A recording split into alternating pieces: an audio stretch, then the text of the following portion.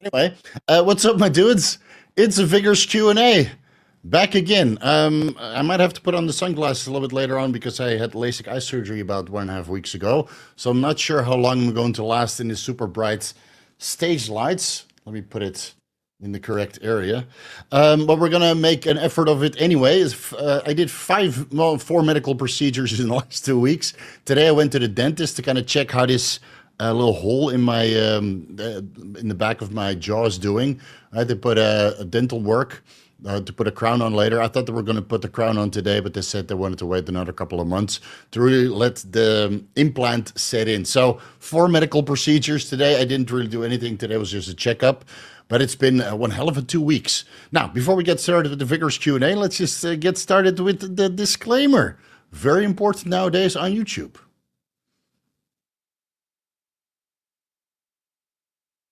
With that over and done with, let's get started with a couple updates. We are now 140,000 subscribers strong, and actually, one of my good friends, Masha, was the 140,000th subscriber. So do me a solid, give her a follow on Instagram. It's already linked down below. She's hot, she's cute. I think she's still on the market, but you need to bring your A game because, well, Russian models. Yeah, you need to have something bring something to the table. So I think she's still in the dating pool, so maybe you get lucky. Hit her up on Instagram. She's a very smart, intelligent woman that works very, very hard. Good friend of mine. So thank you, Masha, for being the 140,000th subscriber. Also put all of my medical treatments and the links and the doctors that I worked with, all the links to the websites down below because I can't answer all the DMs. Steve, where did you do your liposuction? Where did you do your gyno surgery, the femto LASIK eye surgery, etc., etc., etc. So it's all linked down below. Even the hydrotherapy. Yeah, traumatizing. Still had to be done. I had to clean out all the leftovers from New Zealand and America.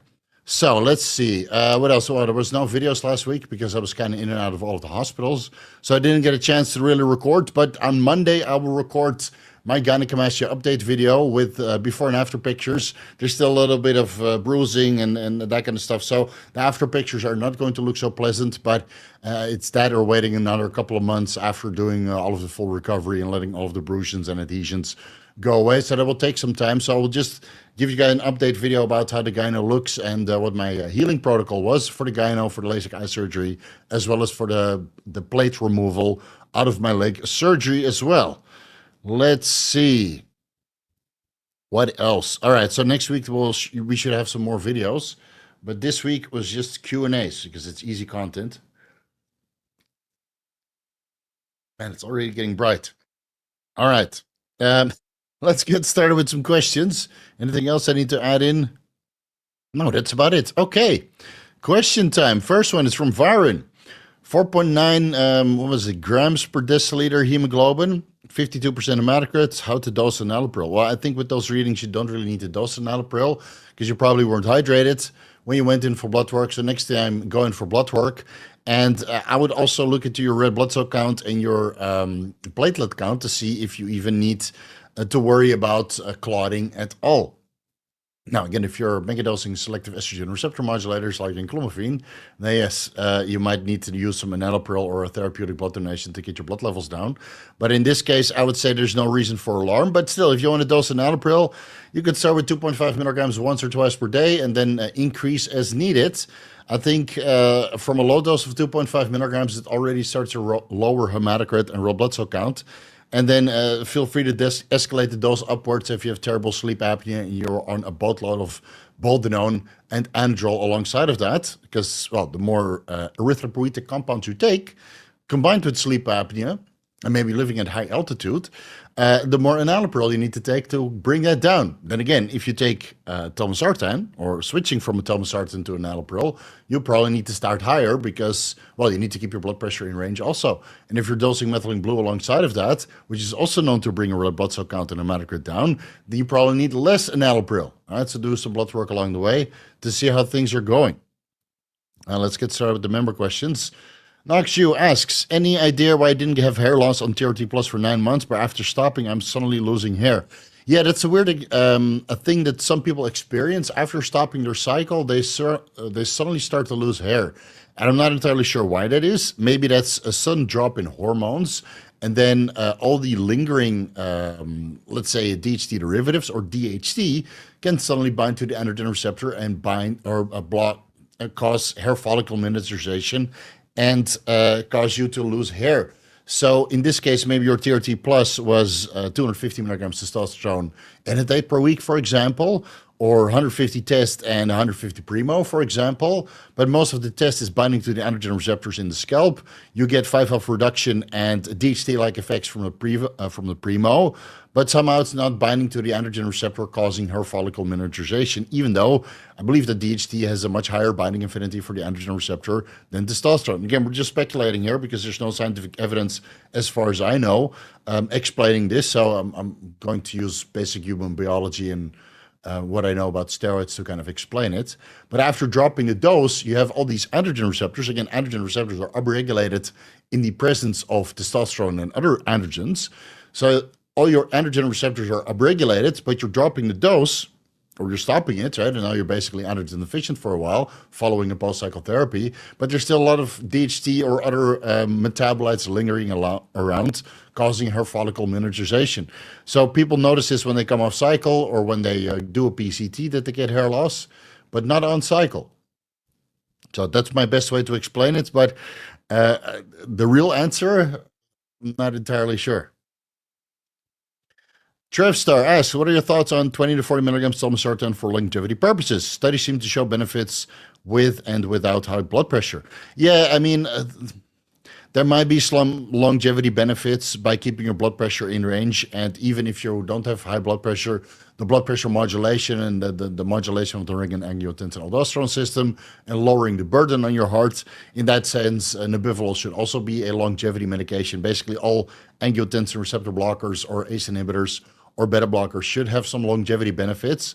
But how does that compare to the real longevity benefits of something like sodium glucose type 2 inhibitor, like what was it, Jardiance, empagliflozin or dapagliflozin? I'm not entirely sure. So I'm still running Telmisartan right now.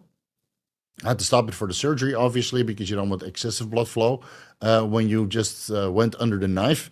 But I reintroduced it just to keep my blood pressure in range, and I'm running 40 milligrams per day, alongside electrolytes for and taurine for normal, let's say, cardiovascular function. So yeah, I haven't read all of the studies on Telmisartan, but I remember scanning over a few that show some potential longevity benefits. It doesn't hurt to run it long term as a prophylactic aid. Then again, right, you can manage your blood pressure quite tremendously with increased magnesium intake, or something like Cardarine, which is an over-the-counter herbal formula. There's several different formulas out there, but whatever Cardarine you find on Amazon usually has blood pressure lowering effects, and might it have longevity benefits also, right? If you dive into magnesium or creatine or taurine, for example, you'll find a boatload of longevity benefits as well. So basically, just stay healthy, and then you live long. Let's see. The Barbarian asks, moving to 2 milliliters per week testosterone anathate used to micro administrations of 0.2 milliliters every day. Thoughts on how to best split the 2 milliliters? Stay at micro, move up to 1.5s, and run 2 times 1 milliliter a week. I would just continue with the daily micro administrations, man. If that's what you're used to, and if you're switching from cypionate to anathate, just stick with the same injection frequency, right? I'm lazy right now. Just do half a shot Monday, Friday, because I want to give all my scar tissue a little bit of a break. But I just do half a cc Monday, Friday right now for 1 cc testosterone anathate per week, because I introduced the Anavar. So I came from 500 tests to 250 tests plus Anavar to help with all the incisions and help with collagen synthesis, obviously, to overcome all of these surgeries. But the overall anabolic burden is pretty much the same, minus the ester, obviously. So I just do it because I'm lazy and my estradiol levels are not really an issue. But if your estradiol levels are an issue and you're already due microadministrations, then just continue to do that, right? Whatever makes you feel best. and it's more convenient. So you have to find a little bit of middle ground. Maybe you do Monday, Wednesday, Friday, if that's gives you stable blood levels also.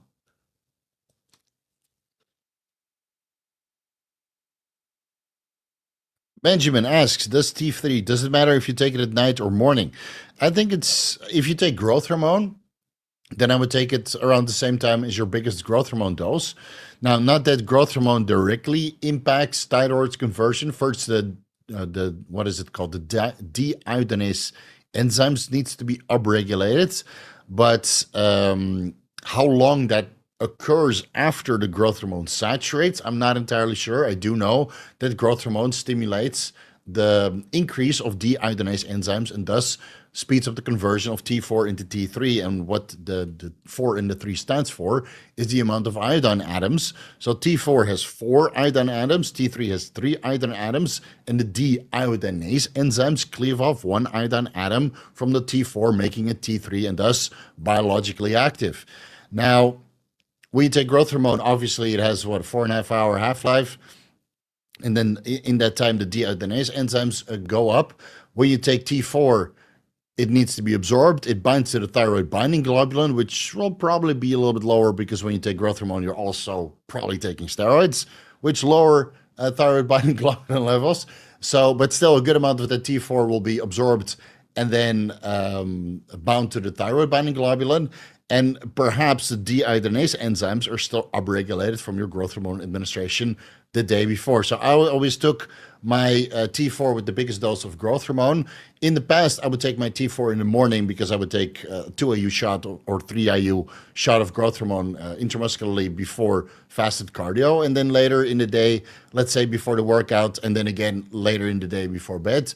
But I've, to kind of keep side effects low and water retention minimal, I just do a bolus dose before bed. And thus I take my growth or my T4 with the bolus dose of growth hormone before bed. Hit the like button. It helps the algorithm. Yeah, don't forget to like, Ingrates. There's 170 people here, 173.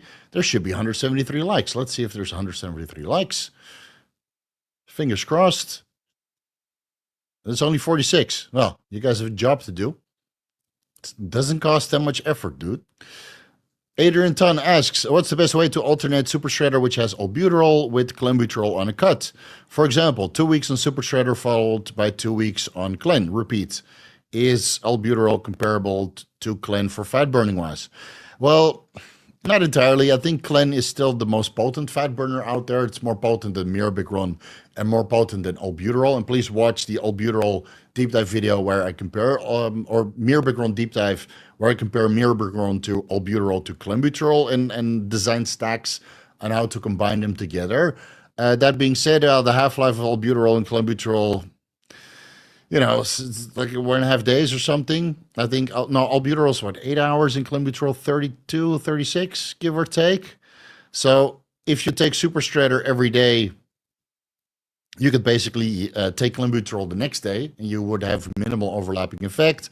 And if you want minimal overlapping effect between the Clenbuterol and the Albuterol by switching back to Super Shredder, then you would ideally wait 1 or 2 days. But who wants to do that? All right, so you take your last dose of Clenbuterol on your the last workout of the week, and then you have your rest day, and you start your Super Shredder the week after.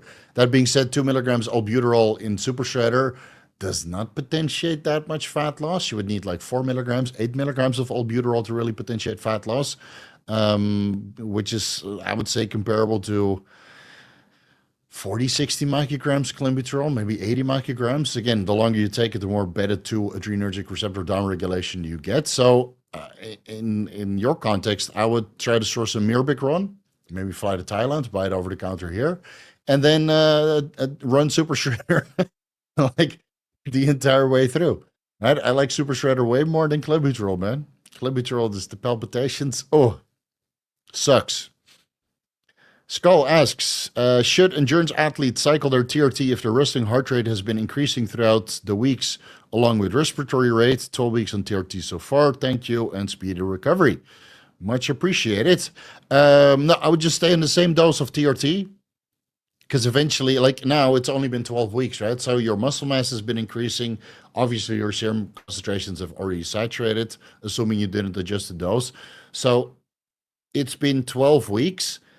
That's usually enough time for hemoglobin concentrate or hematocrit, red blood cell count concentrations to start to adapt to your TRT. So I suspect that your resting heart rate and your respiratory rate and your overall cardiovascular endurance is now going to adapt to your TRT. And then within 6 months, you're probably training at a much higher training capacity than before.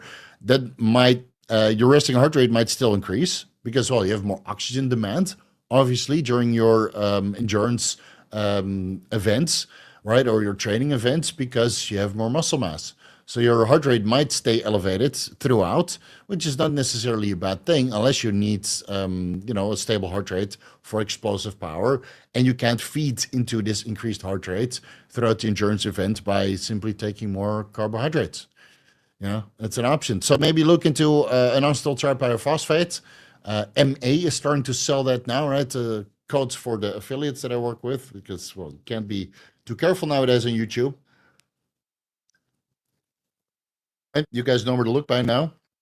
If you don't know, you must be new. So yeah, maybe look into my inositol tripyrophosphate to increase your oxygen delivery capacity to skeletal muscle, which should bring your resting heart or your resting heart rate down a little bit, and especially your heart rate during the endurance training, because now you have more oxygen delivery, and then your heart rate can kind of come down a little bit again. So I think you will just stay on TRT and you will adapt. It just might take a little bit longer than you expected. Commissioned asks, Accutane and oral BPC 157, should they even be taken? Should they be taken with or without a fatty meal? I've seen conflicting information for both. I would say that Accutane is fat soluble because, well, Accutane comes in a gel cap, so it would be logical to say that at least the fat within the gel cap is sufficient to help you absorb the Accutane of 10 milligrams or 20 milligrams, depending on the capsule dosage that you have contained within. If you want to take that with a fatty meal, go ahead. But I think it's totally fine if you take it on a fasted stomach because, again, it already comes with a little bit of fat to help with its absorption. And if it doesn't get absorbed, then obviously the meal that comes 30 minutes afterwards, again, I take all of my medications on an empty stomach, which I would recommend everybody to do, unless otherwise specifically instructed to take it with a meal. Most medications I take on an empty stomach, and then 30 minutes later, I follow that with a meal containing, protein, carbs, and vegetables, or protein, carbs, and fats, or protein and fats and vegetables in my case, because I follow a ketogenic diet. And then whatever didn't get absorbed 30 minutes before will now get absorbed with the nutrients contained within the meal. Easy. And oral BPC 157, well, it's amino acid. So I would take that definitely on an empty stomach when your acidity levels are reasonably low. So it prevents basically a digestive breakdown. So it can work in the intestinal tract. Because if you take BPC with a meal, especially if you combine a meal with apple cider vinegar, whether those are tablets or liquids, or a beta-another chloride, or some other digestive enzymes that particularly work on proteins, then, well, you're breaking down the BPC 157 and it's not going to work. So I would take the oral BPC 157 on an empty stomach. That's what I do. I take oral KPV and oral BPC 157 on an empty stomach 4 times per day. And that seems to help quite well. Orfix asks, hey Steve, weekly dose, 400 tests, 200 Deca, 200 Mastron, 70 milligrams Tren Ace, daily microdosages, 5 milligrams Cialis every day. Deca dick started slowly. I removed it. Is there anything I can fix until Deca comes out? Just watch the libido deep dive, man. The Semax, Salang, DHEA, pregnenolone, right? It's oxytocin, PT1 for 1. And maybe use Cabergoline or do some blood work to even confirm if your prolactin levels are high. Because, well, 200 Deca and 70 milligrams Tren, it could mean that your prolactin levels are elevated, but we don't know how much aromatase inhibitors you're using. And usually prolactin is only elevated if there's a progestogenic 19-nortestosterone derivative like Deca, Trestalone, or Tren, when estradiol levels are also high. And even in my case, when I was on the Triforce, not the Triforce, YK-11 is 19-nortestosterone derivative based. And I was on Deca and Trestolone, and my estradiol was quite high, but my prolactin was still in range. You know, maybe my dopamine levels are very high. And the cryptocurrency market is killer returns. So dopamine through the roof. So I would look, fuck man, DHEA, pregnenolone, Semax, oxytocin, maybe modafinil to have some dopaminergic effect, or what is it called? Take a cabergoline in a single serving of 0.25 milligrams. Jesus Christ, 0.25 milligrams cabergoline in a single serving to bring your prolactin down, which is faster than and cheaper than doing blood work. Let's be honest, and not enough to give you full-blown heart failure. But if you start doing it every day, it's probably not a good idea. And other than that, well, maybe watch some better porn. Anton asks, hey Steve, my current stack, TRT 180 milligrams per week, growth hormone 4 I use per day, L-carnitine 500 milligrams per day, injectable intramuscularly 5-amino-1-MQ 150 milligrams per day, SLU PP332 600 milligrams per day, erythropoietin 1 milligram 3 times a week, total of 3 milligrams per week, daily fasted cardio, deficit of 500 to 1,000 calories per day. Any ideas what else should be optimized to add to burn throughout these last little bit of lower ab fat I'm struggling with? Well, anecdotally, Anavar can remove lower ab fat. And, well, you're not taking a beta 2 or beta 3 adrenergic receptor agonist or an alpha 2 blocker. So look into clenbuterol or albuterol combined with mirabegron and ribosine or yohimbine.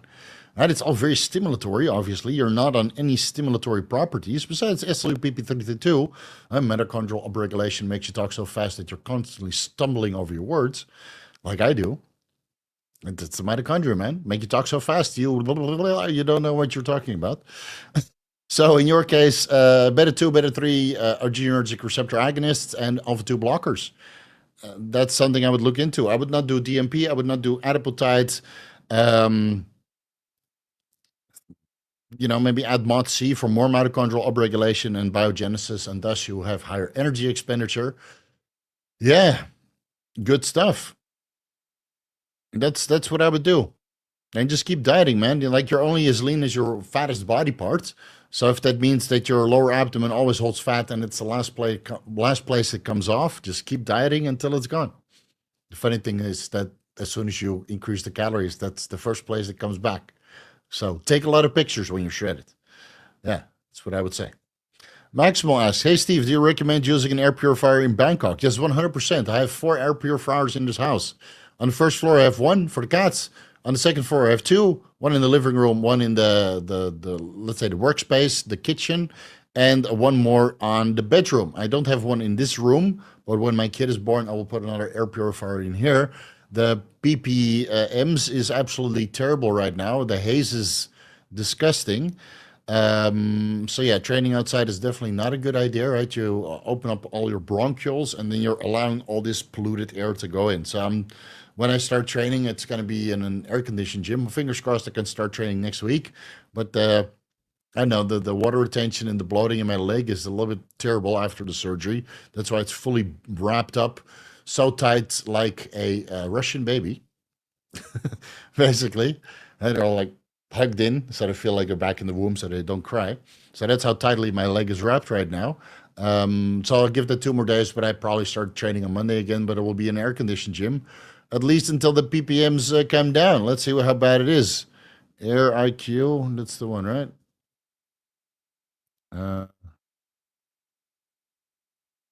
IQ.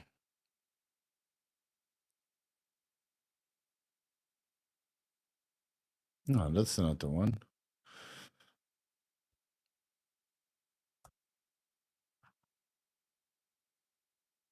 EQI 166. Holy dog shit. That's pretty bad.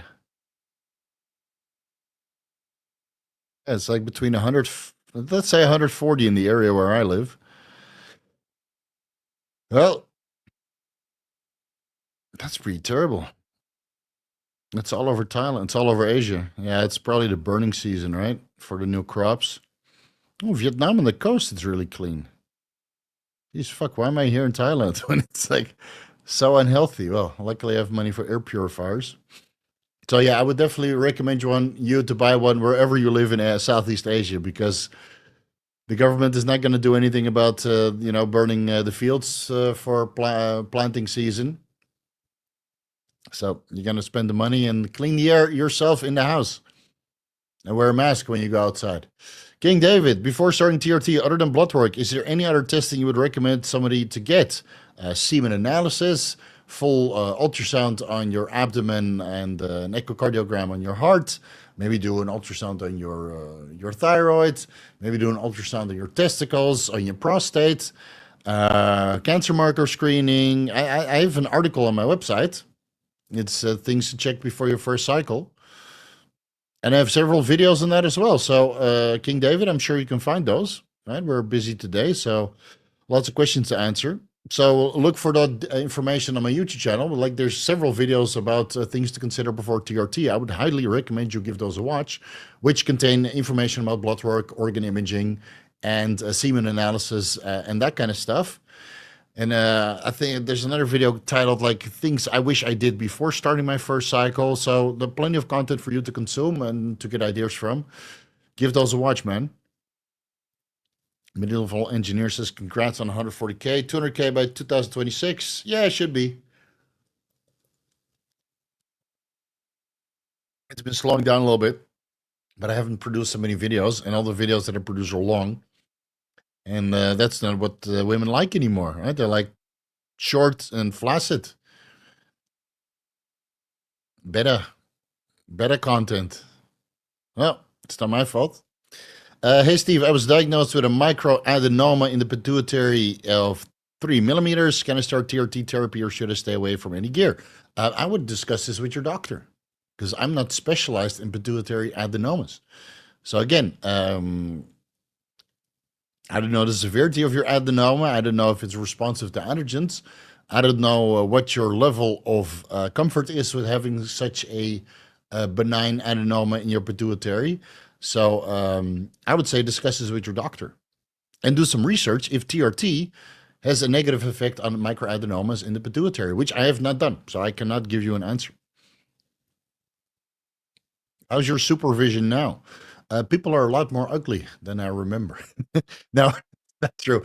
Vision is great. Sometimes it's a little bit blurry, and then when I put some, artificial tears, some eye drops, then it's a little bit better. So I go through phases of having some super clear vision, but if I sit in front of the computer too long, like yesterday, the full day was basically spent researching for upcoming videos, and then after 6 hours, I'm like, God damn.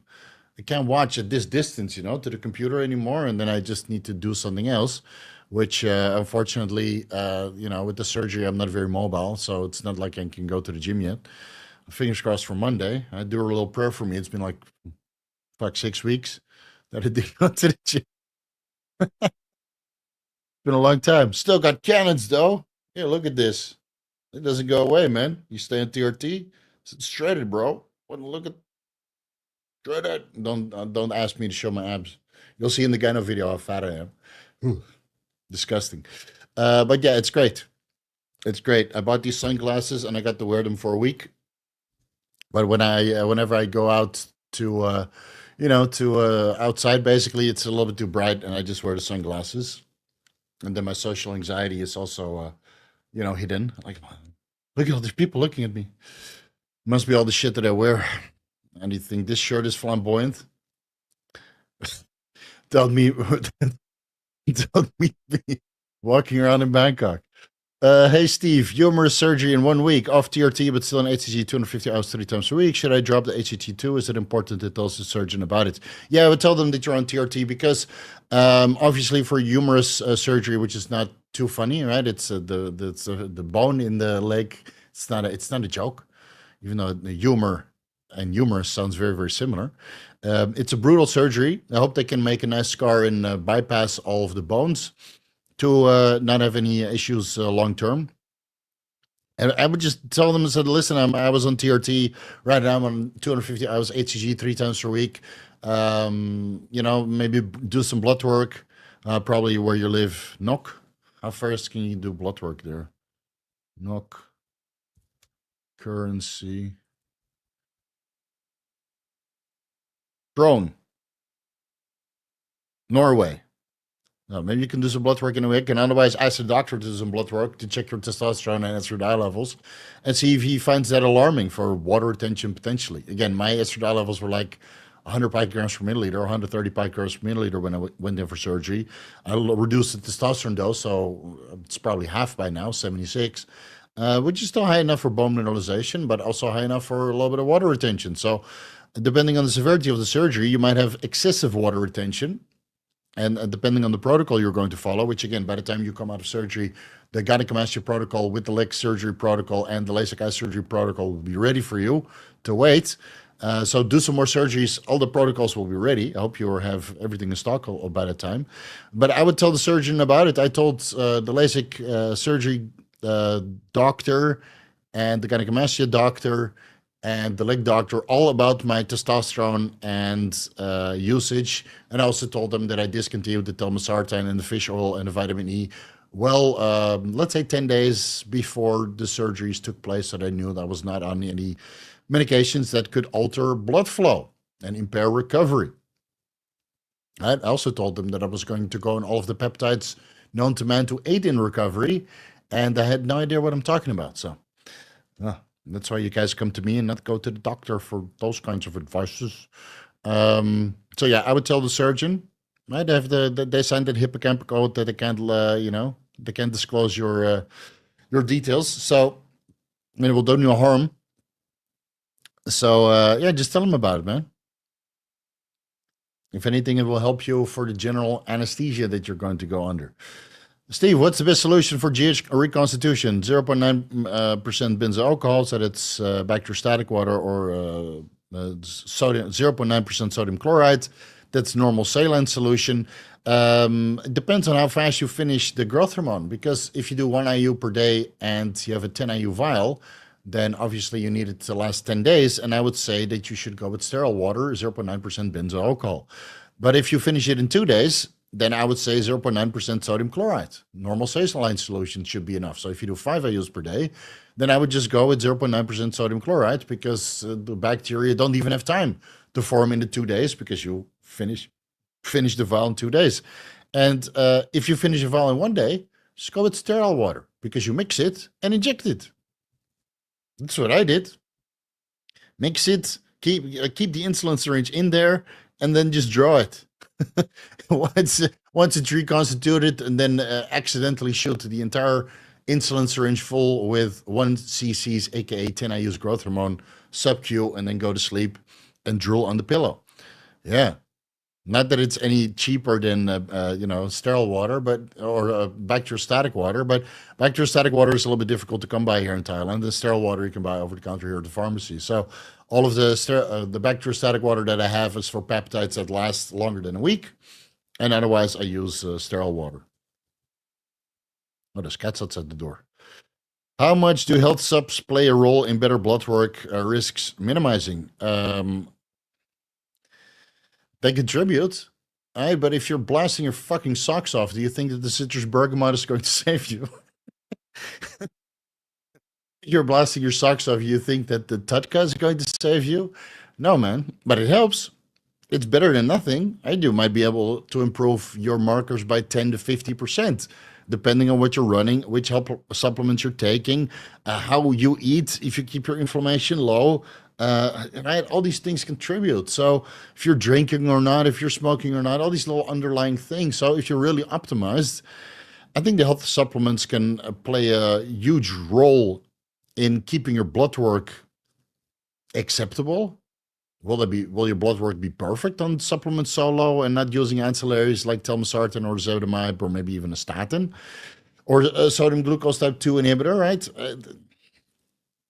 These medications are there to leverage when you need them, and otherwise keep your dosages low, go on TRT, and then basically, if your body fat levels are low on TRT, you don't need much more than fish oil to manage your lipids. Iron on 3,800 calories mass gain. Do you have to do lunches and dinners with clients around 1,500 calories each? Train around 3 p.m. Best to add big casein shake for breakfast and weigh at 5. Man, fuck, dude. Impossible to decipher. So you eat 2 big meals. Eat the protein first, order steak, and leave it at that.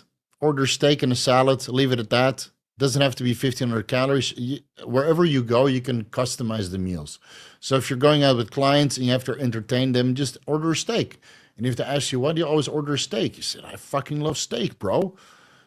That's a simple explanation. They don't need to fucking know about your diet and your bodybuilding aspirations. When I was consulting and I had to meet clients, I would just order steaks. Big, fat, juicy, 500-gram steaks, lean cuts, and then you cut the fat off and you just eat to your heart's desire. You either order a big salad or a beetroot salad that's usually at a steak restaurant anyway. And if you go out for sushi, okay, you have like a roll and then a sashimi board. Right? It's not rocket science, man. And then in the morning, you have your eggs or whatever breakfast you have. And then if you want to add in a shake, casein shake or whey, sure, whatever, man. It's totally fine. You know, totally fine. Just kind of guesstimate how much protein you're getting from those lunches and dinners, and then supplement on top. But dude, if you have 500 grams of steak for lunch and 500 grams of steak for dinner, maybe sneak in a little bit of IP6, right, to prevent iron absorption, unless that's what you're after. Um, then, dude, you get enough protein. That's a kilo of steak per day, man. That's 100 grams, 120 grams of protein. If you have breakfast, no, sorry, it's 240 grams of protein, almost, depending on the cut of the steak. Um, that's already quite a lot. And then if you have maybe 60 grams of protein for breakfast in the form of an egg white omelet with a little bit of egg yolks, then you're set, man. Yeah.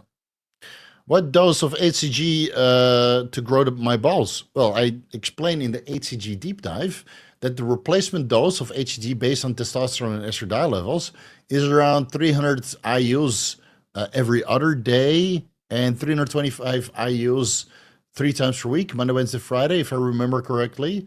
But it seems that most guys respond well anywhere between 250 IUs to 500 IUs 3 times per week. And if you want to really grow your balls, you need follicle stimulating hormone. So then you would do a fertility protocol, which again, I'm working on. It's almost done, almost ready for recording. But the Gyno video will be done first because that's basically ready to do. 1,000 IUs HCG every other day or 3 times per week, Monday, Wednesday, Friday, and then 75 IUs FSH every day. Or you can go the cheap route and go with enclomiphene and then risk a blood clot, right? That's, I wouldn't be cheap. Okay, take enclomiphene, man. When you get a blood clot, you probably won't even worry about the bills. And a brain aneurysm. Can't fucking walk, talk, or I'm dead. Who cares about the bills, man? Mike Freeman, I'm in a low dose of Deca while in YK-11, joints playing out a bit. Would it make sense to add 15 to 20 milligrams Dbol, for example, to add a bit of water to help with that side effect? Many thanks and congrats on 140K. I would check your serum estradiol levels first because methyl estradiol, I don't know, it's metabolism resistant, but it's not bioidentical estradiol. So I would rather take more Deca because, well, the Debol's water retention is coming from the methyl estradiol. So if you're already on Deca, you already get water retention from the estradiol that the Deca creates. So maybe let your estradiol levels run wild by taking the aromatase inhibitor out, even though YK-11 allegedly acts as an aromatase inhibitor. So maybe do some blood work. Yeah, do some fucking blood work, dude. And then see where you're at. And then otherwise, Joints of Steel from MA, that really helped me out a lot. I was on that at the same time. So I had minimal squeaky joints on YK-11. And we'll definitely run that when I run another YK-11 experiment in the next couple of months. Or up the Deca dose, or maybe inject pentose on gold. That really has joint protective benefits, or add in some hyaluronic acid supplementation, right? So I would forego the Dbol and look elsewhere for really methods to lubricate the joints. And I would say the Deca is more beneficial for joint lubrication, and hyaluronic acid is more beneficial for joint lubrication, as is pentose on gold or this Joints of Steel formula from MA. Than any dose of the Dbol. And again, the Dbol is, I don't know, makes you feel good though, but you're fucking bloated mess. When is the optimal to inject growth hormone? For what? What's the goal? What's the goal? Just get it in, dude. Get it in and shut the fuck up. Really. This has been debated to death. Get it in and shut the fuck up. It doesn't matter. Just get it in. I've done all protocols and I grew the same. Done all protocols and I got lean the same. I've done all protocols and I lost money the same. So it doesn't matter. Just get it in. Donnie, Steve, recommended protocol to tighten a loose skin on my stomach. GHK, topical injections, dosage and timing, microneedling, GH. I do whatever. Thanks, man. I have a video on this. No more stretch marks. Give that video a watch. Tighten loose skin. I mean, I've heard people get good results from 5 to 10 milligrams of GHK copper. Sub-Q, split all over the body, because the problem is with GHK copper, it does create a little bit of scar tissue at the injection site, a little bit of adhesion, so it might be a hyper collagen synthesis localized. So I would run that around, not start tapping it into the loose skin, because you will literally fill up that space like I filled up my triceps with GHK copper, right? I mean, I can't really stand. Oh, like I filled up this area, this outside area, with GHK copper. Now it's all pointy, right? Pointy elbows will not hit, pointy triceps would not hit. So that's localized collagen synthesis. But if you start doing that sub-Q, I'm doing it sub-Q now, I just rotate. I go all over my body, because every time you inject 5 milligrams, post-injection pain galore. Topical, I've never heard anybody get good results regarding loosening of skin. For hair growth, yes. Topical GHK copper or palmitate GHK for hair growth. So you apply it to your scalp and your hair will grow. Or you apply it to incisions, like I would have to do it, the incisions on my nipple area or here in the armpit, right? But the incisions were so small. And since I'm now on a boatload of injectable GHK copper, I'm not really worried about this length of incision on my leg. Yeah, this long. Because these incisions healed so fast. Right? After 4 days, the doctor was like, when was the surgery? I said, 4 days ago. He said, why does it look like it's been 2 weeks? I said, well, you want to know about these peptides? you want these peptides, man? So I would do it. I think the half-life isn't really known. I did it in the beginning, like 2.5 milligrams twice per day, but now I just do 5 milligrams once per day. It's fuck, man. All these injections right now, it's kind of tiresome. Microneedling might work. Again, I haven't really looked into that. I know that laser therapy, like red light therapy, and there's some other fractional laser therapy, might help with loosening of the skin. Um, or you can do some liposuction in that area, you know, remove all of this excess skin and then do a tummy tuck. Of course, that's going to be expensive. Growth hormone is just going to make it watery. So yeah, GSK copper, that might be your best option, even though it's kind of painful. Aiden Nifonso, hello Steve, coming off test only cycle of 300 milligrams testosterone anthite for about 6 months. Will I be fine just using HCG and tamoxifen to recover the HPTA? Also pretty young, 22. Yeah, that's pretty young. I would still use clomidor and clomiphene over tamoxifen, because clomidor and clomiphene actually block the estrogen receptors and really raise luteinizing hormone and follicle stimulating hormone. And tamoxifen is just a band-aid on top, but one of the metabolites, norendoxaphene, acts as an aromatase inhibitor, so the estrogenic burden is less. And HCG, yeah, you can use HCG for the first 2 or 3 weeks of your PCT and then switch into the selective estrogen receptor modulators. But I've never known many people to have a successful PCT with tamoxifen only, even the young guys. So, and maybe with time it will recover just the same. But if you really want to have a boost in LH and FSH, then enclomiphene is the way to go, because it has less side effects than Clomid because of the zuclomiphene stereoisomer, which allegedly is the one that causes all the side effects, even though it's only, give or take 30% of the Clomid, which contains zuclomiphene and enclomiphene. So, yeah. Or you could drop it cold turkey, man. Be a boss and let your hormones bounce back. Brad Stories. Hey, Steve, I checked your website out when ordering Supps online. Is it any serious risk, or do they just send you a cease letter? This kind of stuff we don't discuss publicly. It depends on the country where you live. So do some research, see what is legal to import, and then make a decision. Because this kind of stuff we don't discuss publicly, right? And this discretion. Current first cycle, 300 milligrams testosterone enanthate, approaching last mesocycle, bumping up to 350 milligrams testosterone enanthate per week, just adding 25 milligrams Dbol per day. What are Father Steve thoughts? 50 milligrams more tests, and then 175 milligrams Dbol per day. Yeah, it's fine, man. Go for it. I don't see what the difference of 50 milligrams test is going to do on top of the 300 milligrams test that you're already running.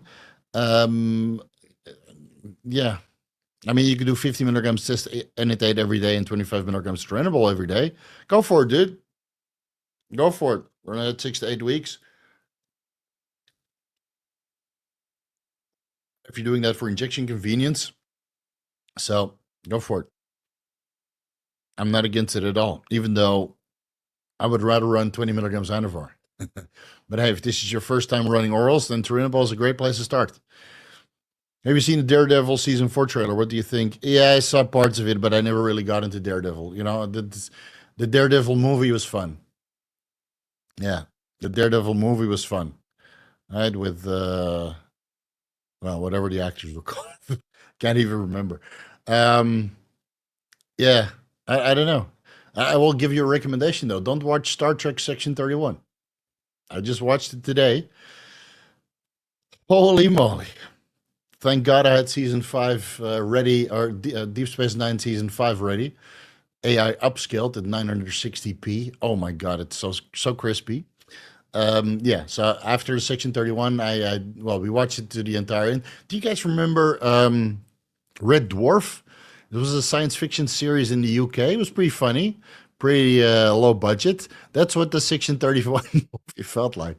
Like I was watching a combination of Red Dwarf and some sort of Star Trek fan film written by flamboyant homosexuals. Yeah, that's what it felt like. So I haven't seen Daredevil season 4, and I'm gonna be honest, I'm kind of over Marvel. After Endgame, what was good? What was good, man? Craven, shit. You know, all the series, shit. I really don't like what Disney is doing to Marvel and Star Wars, man. So it's not even worth the bandwidth at this point. I hate to say it, but it's not even worth the download. You know, what is next in the cinema? I don't even know, dude. I don't even know. They're going to make a Rey movie for Star Wars. I don't give a shit about that. I think Andor, fingers crossed, season 2 is good. If season 1 was great. Not much to watch, man. I mean, how bad is it that a fucking 41-year-old needs to go watch Deep Space Nine in 2025? There's nothing to watch. Even from season 3, shit, just people yelling at each other. Season 1 was good. Season 2 had some explanations, right, about the foundation that they laid in the first season. So the mystery evolved, right? It's from the creators of Lost, after all. And then season 3 was just absolute trash. Just people being frantically depressed and yelling at each other. It's like, why the fuck am I watching this? Same as the last season of Ozark. It was just people yelling at each other. Nothing happened. If I want to hear people yell at each other, I'll go back to Europe. Anyway, so yeah, Deep Space Nine. I just watched the last episode of season 5. 26 episodes per season. Do you remember those days? 26 episodes per season. So you can just watch 45 minutes 26 times, and then the season is finished. Not 1 hour, 6 episodes or 10 episodes. It's too short. How are you going to develop characters? Yeah, but the budget is great. Who cares about the budget? It's about the story. You know? Anyway, guess I must be getting old. Coop, don't worry, I didn't forget you. On TRT, 150 milligrams per week with 25 milligrams of Anastrozole. It said once, twice, every day. Now adding 150 milligrams Primo per week. How long do I need to keep using the Anastrozole before taping off the Primo estradiol effects to kick in?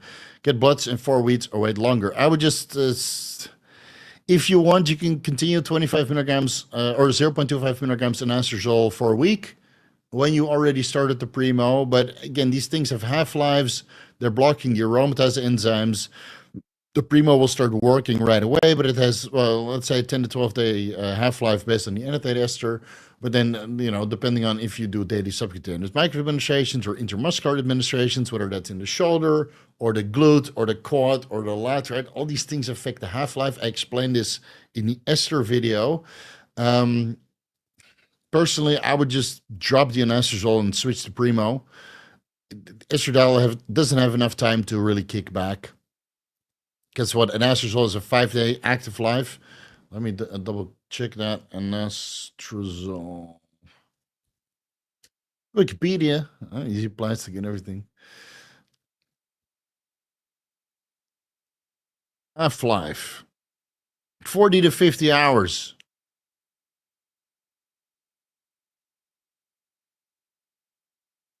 So it probably takes 10 days to clear. And by that time, the Primo Bolin already starts to saturate. So switch from one day to the next, man. Don't be afraid of having your estradiol levels a little bit higher. If anything, your lipids will be better. And if anything, your libido will be better too. Right? And if you're doing blood work frequently, do blood work 4 weeks into your Primo cycle. That's enough for serum levels to be kind of stable and estradiol levels to be kind of stable. So I wouldn't worry about it too much, right?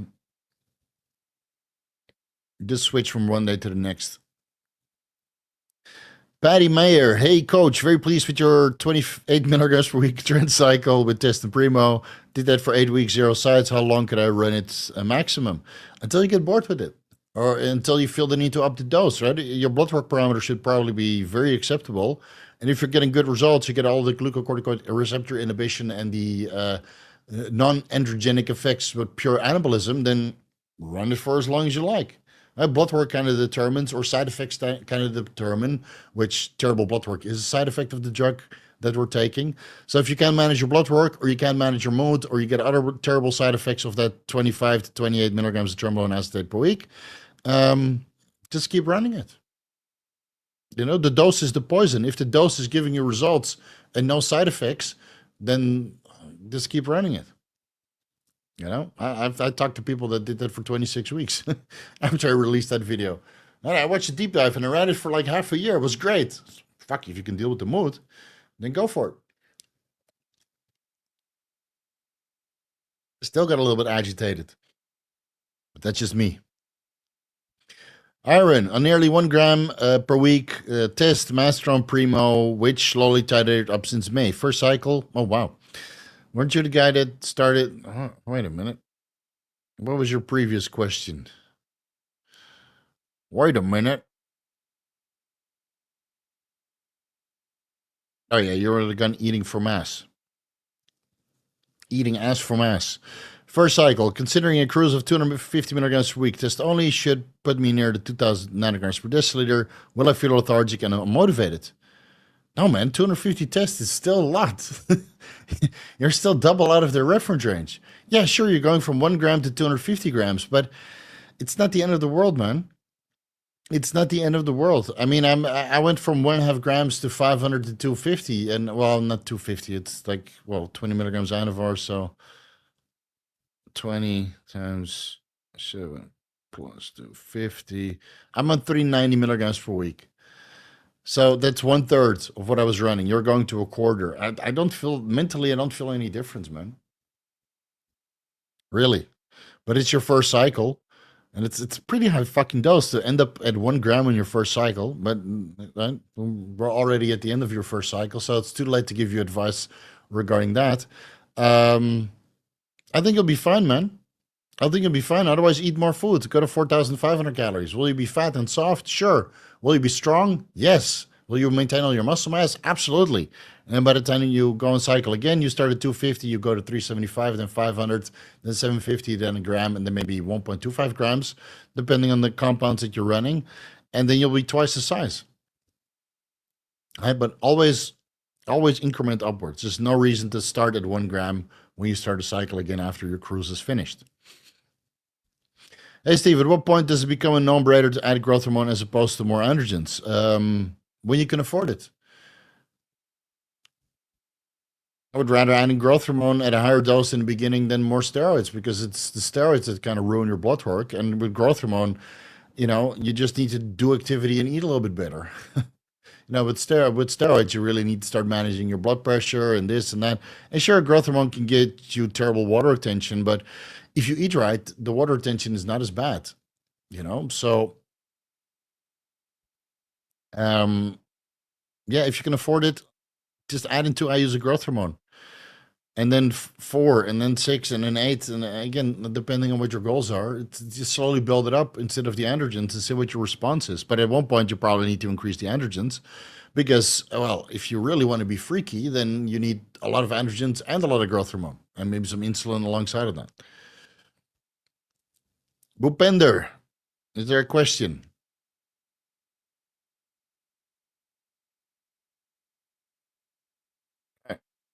No question.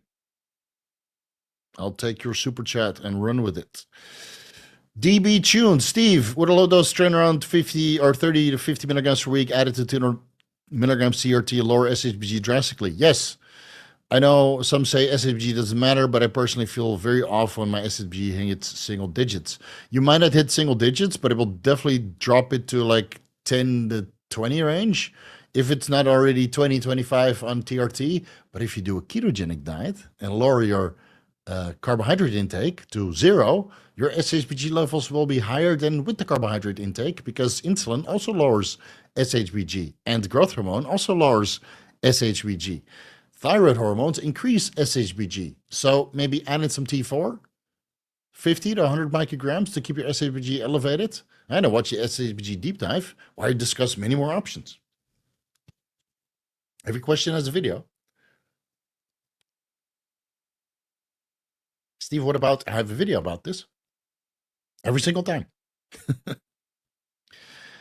Benjamin, not feeling shaky or palpitations, only anxious after taking 2 milliliters of Helios of AA. Could it be my clenbuterol degraded? No, it's probably too much yohimbine and clenbuterol in a single serving. So start with 0.5 milliliter, not 2 milliliters.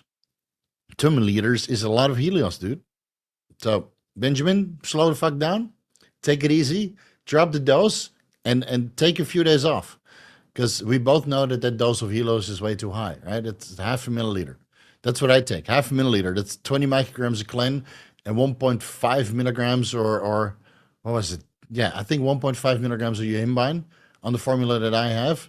And that's more than enough for me, man. So slow the fuck down, lower the dose, and you'll feel a lot better. But take a couple days off. Yeah. I mean, it's a lot of yohimbine to take subcutaneously, man. 216 watching, only 96 likes. I gave up on this shit. Back hustle. Welcome to the Vigorous crew. I've had my EGFR drop from 85 to 58 cystatin C. Okay. You're missing a lot of ingredients and information in this question. So please let me know what your creatinine levels are. If your EGFR is based on your creatinine levels and what your cystatin C levels actually are. Because EGFR, if it's based on creatinine, because you have a lot of muscle mass, is kind of useless if cystatin C levels are still in range. And if you're worried, go do a 24-hour urine collection test. So write this question again. Could it be dehydration? Sure. But if you drink a fuckload of water like I'm doing, then do it. So post your question again and we'll get into it. Because I can't do anything with that. What's the cosmetic difference between Primo and Masteron for you? What one is drier? Masteron is drier for me, but also flatter. I feel that I hold less water. I feel that I excrete more minerals. I feel I look better on Primo. That's why I always run Primo, and I feel that Primo is more anabolic than Masteron on a milligram for milligram basis. So if I run 300 milligrams of Primo and notice a clear anabolic effect, but 300 milligrams of Masteron just makes me look a little bit less water retentive. I don't feel any stronger or more anabolic. Now, if you run 2 grams of Masteron, I'm sure it will elicit an anabolic effect. That's 10 cc's of Masteron erythate weekly. If I'm going to inject 10 cc's, it's going to be Primo. All right, you have to consider things. If I'm going to inject 10 cc's of something, it's going to be Primo. Really.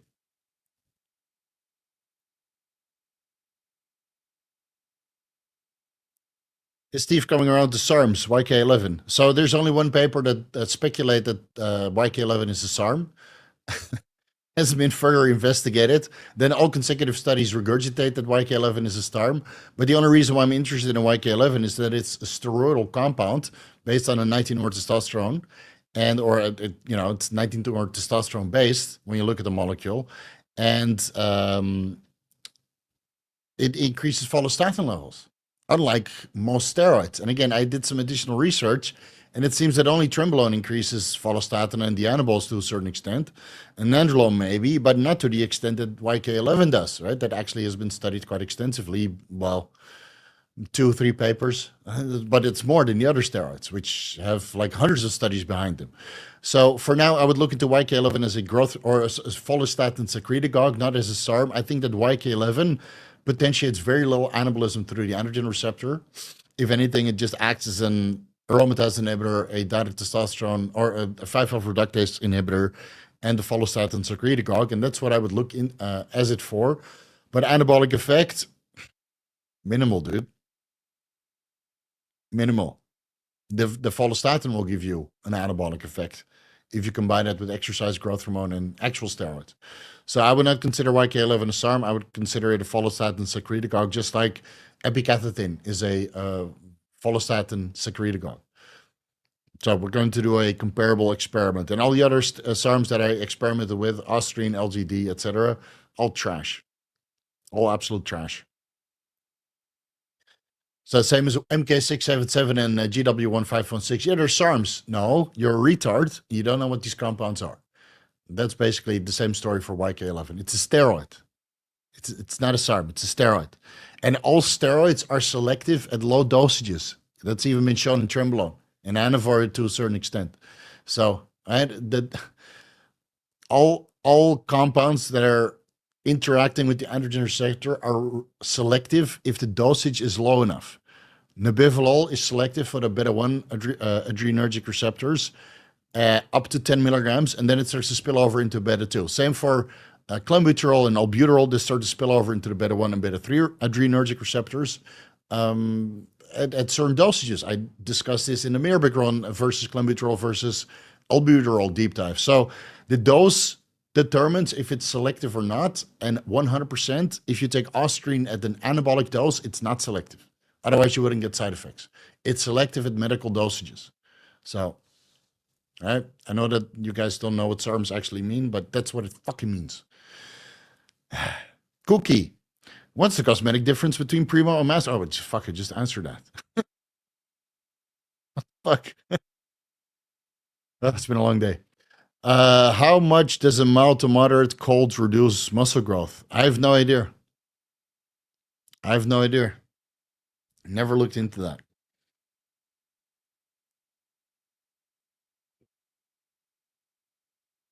Go to ChatGPT and ask it. Is a cold catabolic?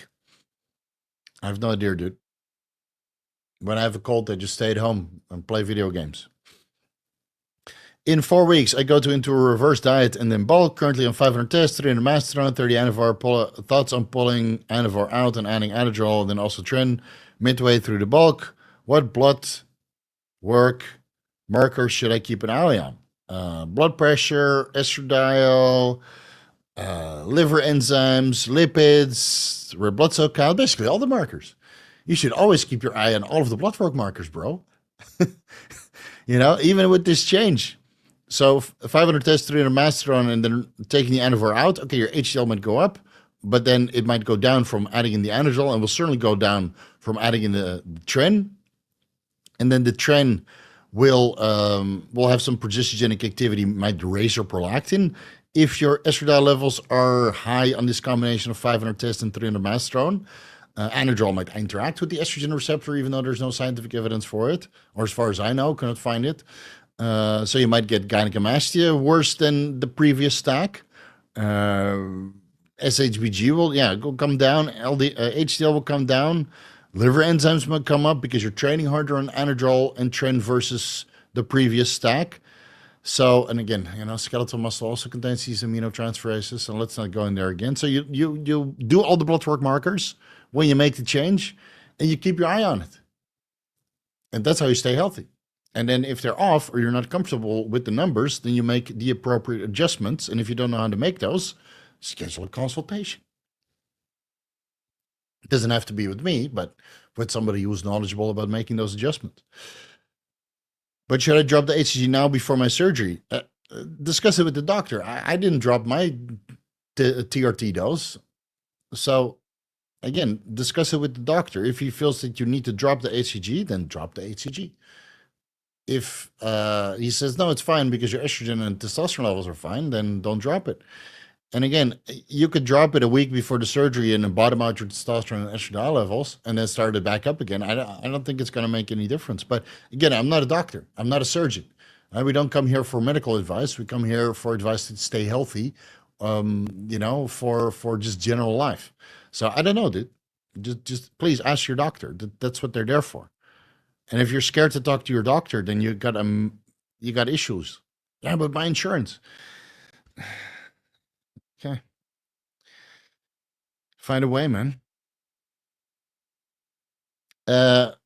Steve, you rock. Looking good. Question below. All right. Grey's Anatomy. No, Grey's Anthony.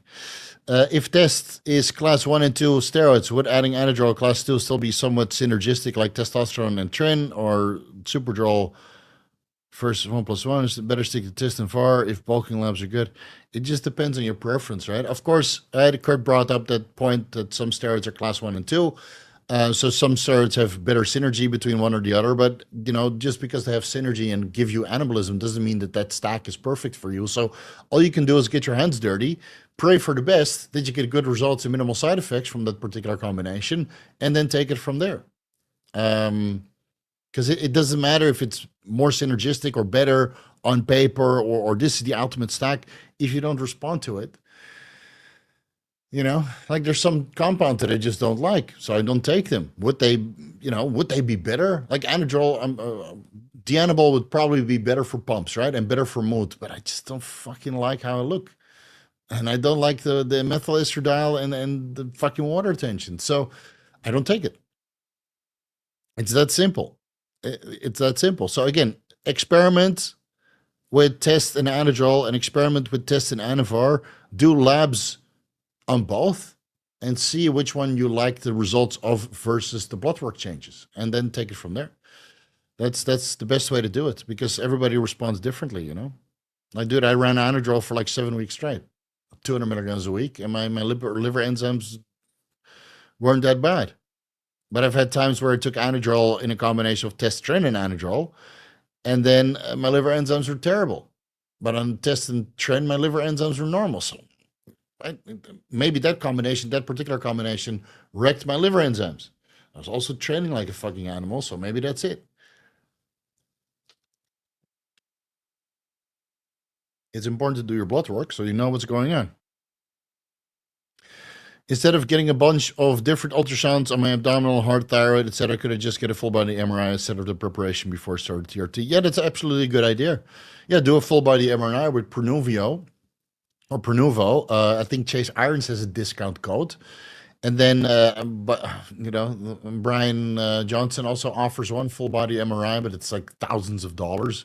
So I would honestly just do the Pronuvo. I'd use Chase's discount code, go for the full scan for everything, and then take it from there. Yeah, but that's totally fine. I always forget that because we don't have that surgery or that imaging here in Thailand really available, at least not the Pronuvo. We have full body MRIs, but not with the AI upscaling. So yeah, give it a try, and then take it from there. If you feel that all the organs are healthy and you don't really have any medical issues to address, then it's pretty safe to say that you could start TRT. Which again, TRT is probably the least deleterious thing you can do to your body, right? Comparing it to alcohol, I think TRT is safer. Comparing it to smoker, I think TRT is safer. Compared to recreational drugs, I think TRT is safer. Compared to a steroid cycle, I think TRT is safer. So you're just taking a replacement dose of testosterone that should have been there in the first place, but maybe the microplastics or your pituitary didn't have a normal testosterone level for you in the cart. So you just take matters into your own hands, and now your body is functioning as it should be. I think that's totally safe in the long term, but feel free to do the MRI anyway. Lucas, if I have a genotropin growth hormone pen that hasn't been mixed yet, water is separate from the peptide, can I travel with it without keeping it cold? Yeah, that's probably how it got to you also. You know, you order it somewhere and it's shipped to you in a package, not cold, not with a cold pack. And even if they put a cold pack in the package, um, it's not cold anymore by the time it arrives. Right? And then it goes into the air. If you order internationally from Turkey, for example, it goes into the airplane where it's probably freezing. You know, it might denature the peptide. And then by the time it arrives, it's, you know, then you can reconstitute it. But I wouldn't worry about it, man. Even in the medical insert, when you read it, it says the stored room temperature. So reconstituted or not, it's I think it's fine to travel with it without keeping it cold. But after reconstitution or pre-mixed, I just feel it's safer to keep in the fridge because the temperature is stable. Right? If you're in a country like Thailand where you don't turn on the air conditioning at night, it might be a lot hotter in the room than during the day where you do turn the air conditioning on. And then those temperature fluctuations might denature the protein over time. Right? The protein peptide chain that is growth hormone. So take it easy. What's Steve's last meal protocol? Apparently, for best recovery, you shouldn't eat at least 2 hours before bedtime. Thank you. Really? Is that some new science? I don't know about that. I just have my salmon and veggies and go to sleep. Sometimes that last meal is an hour before bed. Sometimes it's 4 hours before bed. Like today, I ate at what was it? 10:30. I'll go to bed at 4. I don't think I'll eat again. And if anything, I'll eat some blueberries, and then I'll shoot my growth hormone, and then I go to bed. It's to alter my blood glucose levels, man. So, um, no, I usually have protein and veggies or protein, fats, and veggies. I don't really eat carbs before bed unless it's Sunday. And on Sunday, I just eat what I want. Well, it's less now because I did a food allergy test. So I want to be a little bit more selective. So I don't eat the foods that I shouldn't be eating based on the food allergy test. But well, if I want to have big serving of fruit, fuck yeah, dude. I'm just gonna go to bed on a full stomach of fruit.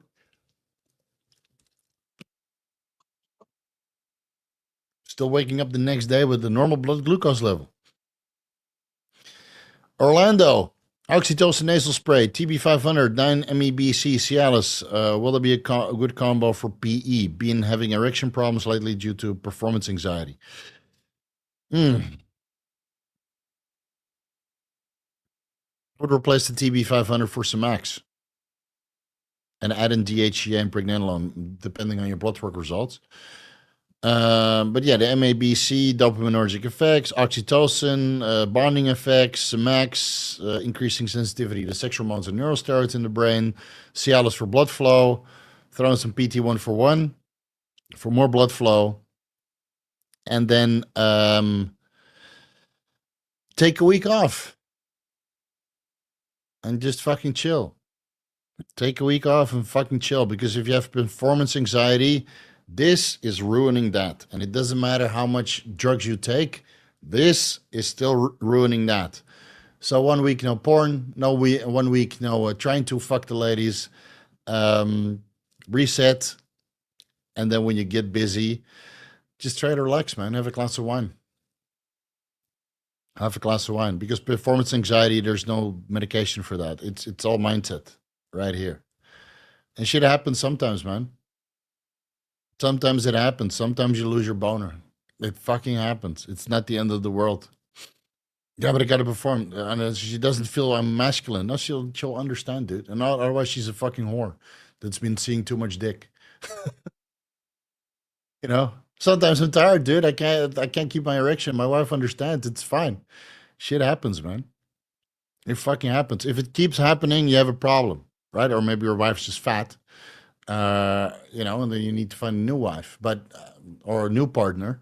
It's easier said than done, but yeah, I don't know. My wife stayed in shape for the last 10 years, even now that she's pregnant, and it still gives me a boner. But sometimes the boner doesn't last because you're tired. Like, dude, I had like leg surgery, LASIK eye surgery, gyno surgery. Do you think you can maintain a boner while not focusing on tearing open your bandages or ripping apart your leg? It happens, dude. It happens to everybody. So, but it doesn't give me performance anxiety. I just know that okay, I wasn't able to keep my boner because I'm worried about my mind is not in the dick. My mind is on all the surgery spots. Next week I'll try again.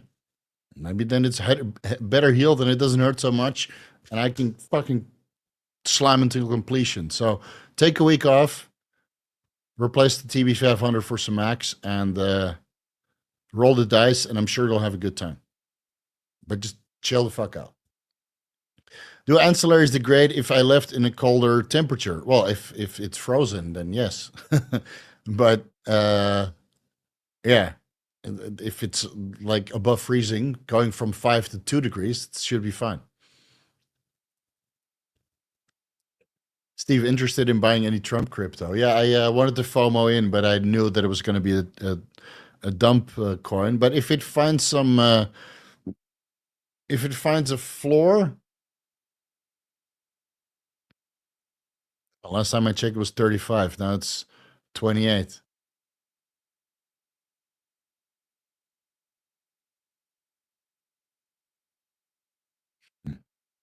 Well, when you see this downward, when you look at the chart, you see it's going down, right? When it starts breaking the downward trending resistance,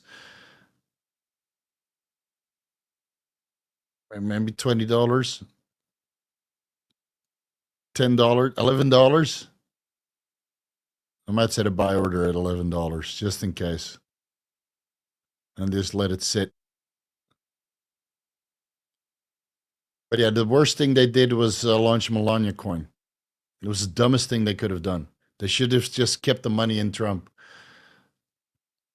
Fucking stupid. And then, you know, I still don't understand why Trump didn't mention any cryptocurrency during his inauguration speech. I mean, I love the fluctuation in the market. I made a good trade there, but that was fucking stupid, right? To try to get all the cryptocurrency millionaires on board, and then you don't mention cryptocurrency or your own coin. Sounds like a pump and dump to me. Right, a Trump coin and a Melania coin, that's a top signal. I don't think the top is in yet, but it's coming this year. Bike Hustle. Hey, Steve, on 180 milligrams TRT plus 1,000 IOs HCG, was that every day, every other day, 3 times a week? What's going on? What do you think about this cutting stack? 50 micrograms T4 prescribed, 1 IU growth hormone AM and PM, 10 milligrams Cardarine, 5 milligrams yohimbine, 10 milligrams Anavol injectable carnitine. It's fine. It might work until you get stuck, and then you might need to increase the dose because it's very moderate. But you know, I'm all for it, man. Sounds good to me. Sounds good to me. It's not much, but if you feel comfortable with these dosages and your caloric deficit is enough and your energy expenditure is enough, then it will work until you get stuck, and then you need to make some changes. But it's fine with me. Split taurine or take multiple times per day. I used to take it pre-workout, and then I felt that it was inhibiting my pumps a little bit. So now I take 1,000 milligrams with meals, and then up to 5 times per day. So I still get my 5,000 milligrams taurine in per day, but it's not split over the day. Instead of taking 5,000 milligrams pre-workout, I just take 1,000 milligrams every meal.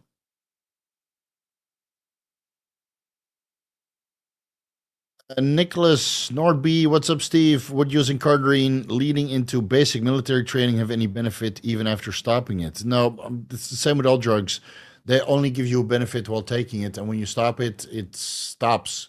So, if anything, you went into basic military training on a drug, and then you go into the military without this drug, and now your performance goes down, and then your sergeant is not going to be happy with your performance. So, I would not consider it.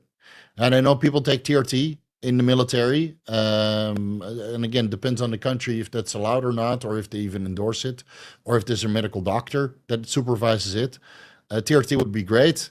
If I was a leader of a country, my military would be on all the drugs, all of it. I would give them fucking TRT, Adderall, speed, just amphetamines, just like the good old days. I think they still give amphetamines in the flight crew, right, to the pilots that do long missions. It's a great way to get into a friendly fire position, though. Right, it really ruins your judgment after 36 hours in an airplane. seeing ghosts and stuff. Inositol tripower phosphate, that's easier to manage than EPO. Maybe methylene blue, reduce the oxidative stress. Really control their food. Man, my military would be so fucking dominating. I could take over this fucking planet. Yeah. Turn it into the Terran Empire. And I'd be Emperor Steve. Yeah. But I would not take something to get into military training that you don't have access to during military, because then the military is going to be extra fucking tough. And the military training is a breeze compared to the actual military because you don't get shot at. Joshua, Holland, or at least when you get deployed. Best HCG cycle. Looking to get a little bit more dice for my honeymoon. I'm currently on 400 IOS HCG 3 times per week. Can I run VAR with HCG? Yes. But you need a testosterone base. Yeah. Run 500 IOS HCG 3 times per week and add in Anavar. Go for it.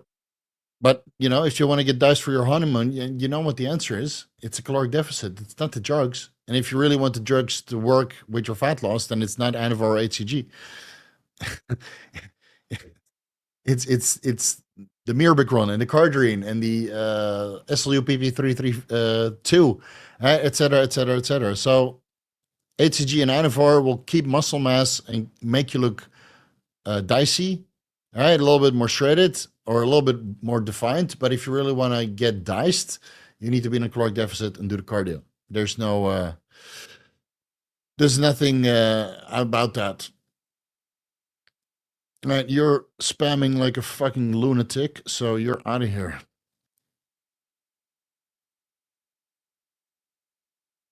I don't need needy people in my chat.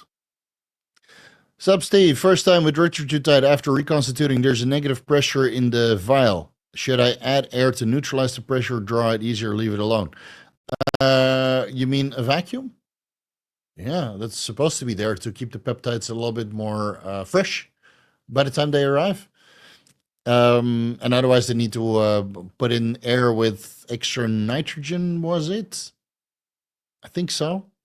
But usually it comes under vacuum. So what you could do it two ways. You can inject, you draw 1 milliliter from your normal saline solution or your bacteriostatic water or sterile water, but it's erythritide, so it probably takes you 2 weeks to finish the vial if it's 10 milligrams. So, or 3 weeks even. So you take your bacteriostatic water, you draw that into a 3 milliliter syringe. You draw in 1 milliliter of bacteriostatic water and 2 milliliters of air.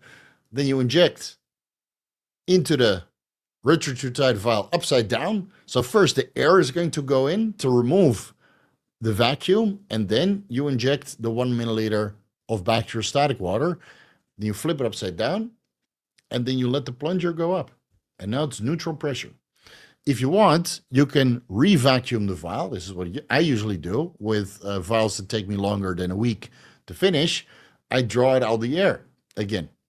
So now it's close to under a vacuum, even though you just punctured the vial, the rubber stopper of the vial. So that means a little bit of air can leak in. So every time I draw from the erythritide or another vial that I need to take longer than a week, I draw whatever I need, and then I draw the full 1 milliliter insulin syringe, right?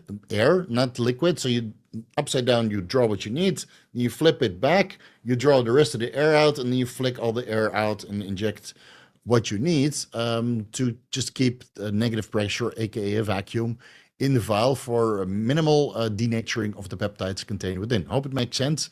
Probably the worst way to explain it, but that's what I do. My bad. Using your code, of course. Yeah, you should. And my codes are the best codes and the fattest discounts. Are you holding any crypto right now? Thoughts on alt season? Yeah, alt season hasn't started yet. Look at the altcoin Bitcoin dominance chart, or the Bitcoin dominance chart. Let's see. Holding any crypto? Yeah, I got some XRP, got a little bit of Bitcoin, but I'm not 100% in. At 100% in. Let me see, on the 2-week chart. Oh, look at that RSI. I still have a long way to go. 88.5. That's where I'm getting out. That's on the 2-week chart. 1 day. Where are we? Yeah, it seems to, let's see, sideways since 12th of November. How long is that? How many days is that?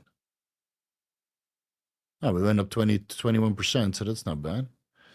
73 days. Who knows? Maybe we'll go sideways for another 9 months and then start pumping at the end of the year. I don't know, dude. I would like to see a little retest on the 50-day moving average. Where's that now? That is now at 97,000. Oh no, 98,900. Yeah, 99,000. That would be nice. It's right at the downwards resistance of the previous one. I mean, it already retested there twice. But I'll just buy whatever's trending, man. Thoughts on alt season will start when the Bitcoin dominance breaks, but Bitcoin needs to top before altcoin season really starts. And until that time, I would only trade altcoins that are really doing something. So Doge was doing something for a while, and now it's kind of dying off. HBAR was doing good. I would say Ripple was doing good. Cardano is kind of dying off. And then the rest is just meme coins, man. I mean, Trump coin pumped, and now it's dying off until it finds a ground, and then it will do something. Let's see. Ethereum's, well, I got in at 0.3, right? Or 0.03. I bought in a little bit. And, well, it hasn't really done anything since. And I might buy a little bit more if it hits 0.03 compared to Bitcoin again. All the traders don't know what I'm talking about. And I might buy some more Dogecoin. But right now, I'm just trading Bitcoin mostly, man. And Ethereum isn't moving. Solana has moved a little bit, but that's because of Trump coin. And if Trump coin is dying off, then Solana will die off. And then, when it really breaks trend, and again, I missed that Solana because I watch charts every day, but I was undergoing surgery. So I totally missed that Solana pump, which when it broke trend, I would have definitely bought, a couple $1,000s worth and then let it rise until it dies off. But you don't get married to any crypto. Just trade the ones that are rallying, and it means you have to check the market every day. But yeah, I'm let's say, if I could have to check, I think I'm about 30%, and the rest is in stables. Yeah, not that much. I haven't made a couple good trades recently, but I'm never 100% in. Well, I was 100% in after the elections. Yeah. Because then the market is going to pump hard. Best drug for PE without erectile dysfunction, and thoughts on Conor Murphy protocol. Next, Stoneward became a YouTube member. Welcome to the Vigorous crew. What's going to be your cut cycle? Just test, man. I'm going to run 500 tests and then do a comparison between epicathethin, oral YK-11, injectable YK-11, and then finishing off with follistatin 344. So I'll be dieting throughout, but since you guys always complain that, do you know if it's really caused by YK-11? I'm just going to run test as a base and YK-11 or anything that increases follistatin. So I'll make a follistatin deep dive. It will take about 3.5 months to complete. 1 month on epicathethin, Capuchin, however you pronounce it, 1 month on oral YK-11 taken sublingually, 1 month on injectable YK-11. If it can last that long, right, because the bioavailability might be higher, so the joint issues might be worsened also. And then whenever I feel it's time to switch to follistatin 344, I'll run it for about 2 weeks. And then I'll be just dieting casually throughout, not taking any fat burners, because that might alter the effects of the protocol. I had gyno surgery already. Can I get it again? Yeah, if they didn't remove the gland fully, then you can get gyno again. So hopefully they removed everything. So whenever estrogen surges again to higher numbers, you don't have a risk of getting gyno. Like I specifically told my surgeon, like liposuction the shit out of this fat tissue and remove as much tissue as you can and make it look homogenized underneath so I don't ever get gyno again. And if I get gyno again, I'm going to write a complaint. And that's not what I said. So I'll be very dissatisfied customer, you know? So that's basically the plan. Or that's basically what I told him. And then so my liposuction was like all around this area. I have a little bit of scar tissue now. It's a little bit dense, but I'm sure that will kind of come back in over time after I do some, some massages and maybe some dry needling. And then, but I'll explain all of that in the gyno video. But yeah, you can get it again, man. I know people like Paul Barnett, for example, had gyno 3 times. Shit, that's a lot. That's why I ran that protocol at the start to get the most amount of gyno I could possibly get, exacerbate the growth of all of the tissue that could possibly turn into gynecomastia tissue, and then have it all removed. And everybody thought I was crazy. Why would you purposely grow gyno? Next week I'll have a video that will explain everything. Pretty sure they cut the left one out fully, but the right gyno is still there ever so slightly. Yeah, that happens. That happens. So that's why I grew my gyno to the maximum extent. Yeah, and got it all cut out. And did liposuction in the area. So whatever tissue is there, and then again, I told the surgeon, just go in there, whatever could potentially grow gyno, just cut it away and then make it look nice. Yeah, so that's why my surgery took a little bit longer than usual and was a little bit more expensive than usual. So fingers crossed it will all play out. It still looks like a mess down here, but not as much as banging the girlfriend on a period. Cookie, what PEDs blow up delts and forearms the most? I don't know, dude. There's no PEDs that blow up the delts and forearms the most. Are we in the newbie questions? Like, this is a fucking newbie question. All right, Javid, dude, this reeks like I'm 12 years old. I hate to say it, but this sounds like you're 12 years old, and this sounds like you're 12 years old. So I don't know how you got your parents' credit card, but these are the questions that teenagers ask. Go to the gym, train fucking hard, and if your delts are not growing as fast as they should be, increase the volume or the training intensity and increase the food. Same for the forearms. I tried to grow my forearms for 5 years by doing forearm work. Didn't work, so I gave up. My delts, for that matter, they grow by looking at the dumbbells. So everybody's different. What steroids have the most stress-reducing effects? The Hannibal, Nandrolone, Tristolone put me in a pretty good mood. But then again, I was on a stack of other compounds, so I'm not entirely sure if that was the Tristolone. Stress-reducing effects. I don't think that steroids particularly have stress-reducing effects, but some of them might put you in a good mood and others might put you in a bad mood. Like Trenbolone, notorious for putting you in a bad mood perpetually. Even though some people report that they are in a good mood. So, stress-reducing effects, TRT. But beyond that, I don't think that they reduce stress. I feel free to cite me a study. That's not something I research every single day.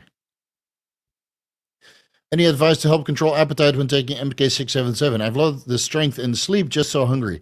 Retatrutide. That's potent enough to blunt all of the appetite increases that you get from MK677.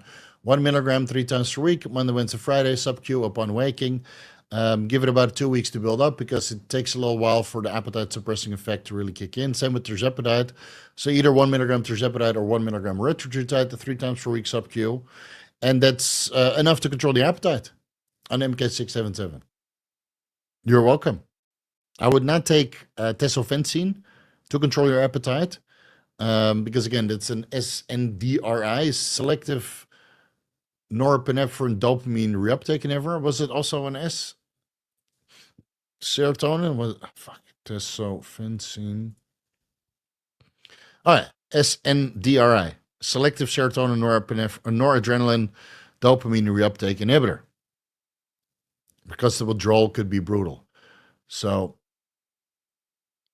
yeah, or you take the MK677 out and you replace it with growth hormone. 2 IUs, 3 IUs. Should be enough. Blue collar bodybuilding. Hey, brother, just want to say hi. What's up, bro? Rewatch your videos with Wesley Visser, and what a great guy from day one. If you're not going to the Arnold, who you got winning Arnold Classic? I really hope that Wesley wins again. He's a good dude. I think he overdied it for the Mr. Olympia. He really wanted to be in condition, but like he looks full as a house right now. Arnold Classic, a class competitor. After I canceled my flight, I haven't really looked into who's competing.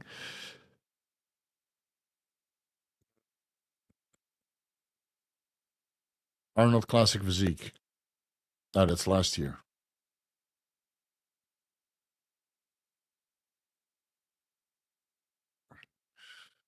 Arnold Classic Expo. Is there a competitor list somewhere?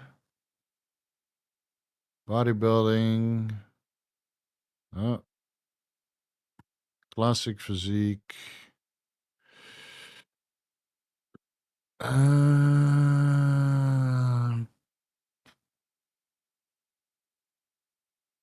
Okay, so this is for this year. Wesley Vissers, Mike Sommerfeld, Michael Dbol. I don't know this guy. Don't know this guy. Logan Franklin. Don't know this guy. Don't know this guy. Matthew Grego. Yes, I think top 3 will be. I think Mike Sommerfeld is going to take it because he's the highest ranked, and he's harder and denser than Wesley Vissers. Even though I like Wesley's Vissers shape a lot, and Mike Sommerfeld is just too hard and dense and gnarly, and he's second place at the Mr. Olympia. So technically, Wesley was what, 7th or something. So unless he brings a better shape than the Arnold Classic from last year and improves his hardness, density, and fullness, and the conditioning was on point. That's undeniable. But Mike Sommerfeld's conditioning is also on point. So it's between those two, and then depending who shows up, 100%, they will take it. And then maybe Grego in 3rd. I don't know any of the other guys. I don't know. Let's see what happens. I hope you guys have a good time there without me. Pack Hustle. One more thing. Sleep's been messed up on extended release melatonin in the Gorilla Mind Dream supplement. Any particular reason? Been sleeping better without it, or just microdosing 5 milligrams melatonin? Yeah, some people notice that they wake up earlier. That's what I notice also from Gorilla Mind Dream. So if I take it too frequently, then I just wake up after 5 hours and I don't sleep again. So maybe my sleep quality has improved to the point I only need 5 hours, which I highly doubt. So I take it maybe once every 2 weeks. Like I sometimes take it after the Vigorous Q&A because I'm on an upper before at the Gorilla Mind Respawn, and then a downer afterwards, Gorilla Mind Dream or Gorilla Dream, or just, Gorilla Mind Dream, right? Yeah, uppers and downers in the form of over-the-counter supplements. And then I sleep all the way through, but if I take it every day, then I only sleep like 5 to 6 hours. So maybe you just take it too often, or the formulation for you is just not beneficial. Like I know people that sleep absolutely perfectly on Gorilla Mind Dream, especially when they're on Trenbolone. That's like their favorite sleep stack. Trenbolone in the morning and then Gorilla Mind Dream before bed, and they sleep like a baby. No problems there whatsoever. But yeah, if you do 5 milligrams melatonin, maybe Monday to Friday, and then once a week you take a Gorilla Mind Dream, or twice a week whenever you need it, whenever you feel you need a little bit deeper sleep, right? With the stack that it's on, like valerian root, a couple other compounds. I can't remember what it's in. Let me see what's in there. What is else in there? I think it was theanine and saffron extract. Or is that in Calm?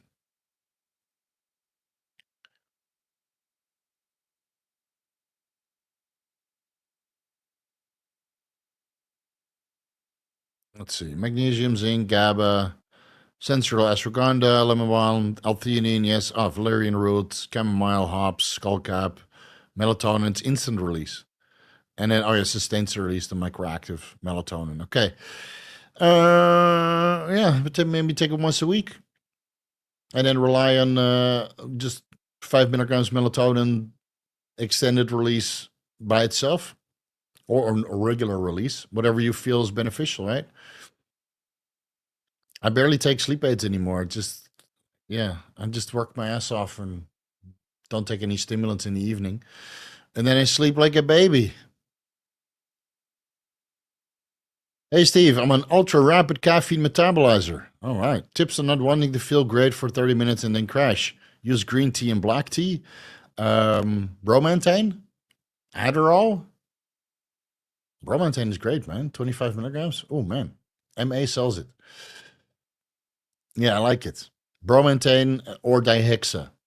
A little bit stimulatory, but it's you don't need caffeine. And it's longer lasting, lasts the entire day.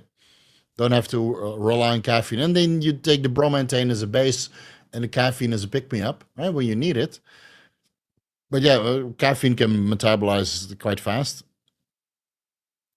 And of course, you don't want to spike your caffeine every 30 minutes. So yeah, look into something else, or use green tea and black tea that has a theacrine in there, and maybe a little bit of caffeine, depending on the type of tea leaves. But yeah, the theacrine can also be quite stimulatory, and I just see which other nootropics / stimulants are longer lasting for you. Gibson Chidwoods, 500 milligrams testosterone, 300 equipoise, 100 ments per week, 25 milligrams ephedrine per day, 1 milliliter Helios. Again, ephedrine and Helios containing clenbuterol you shouldn't combine because they both work on the beta-2 adrenergic receptor, and then you have a little bit of overlap. So what is doing what?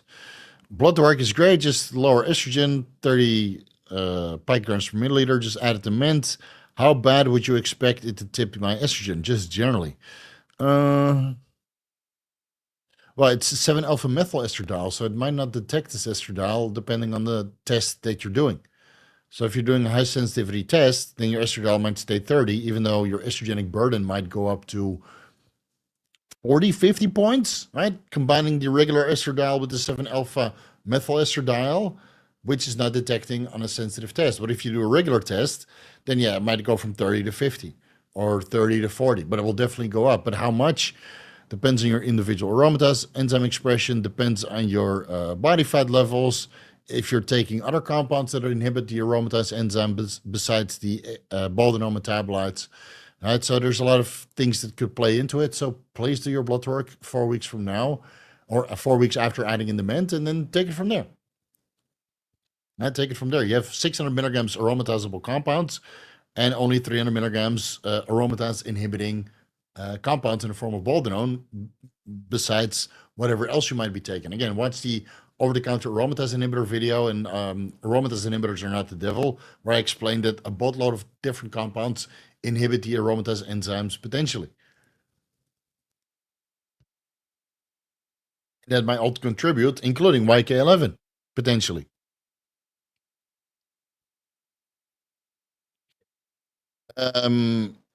Legrion. What would you want for your last meal of your life? Peach.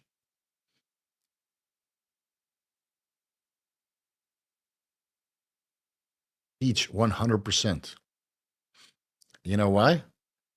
Because that meal never finishes. It depends on how you look at it, right? I can finish a peach in 5 minutes. You're asking the wrong dude, man.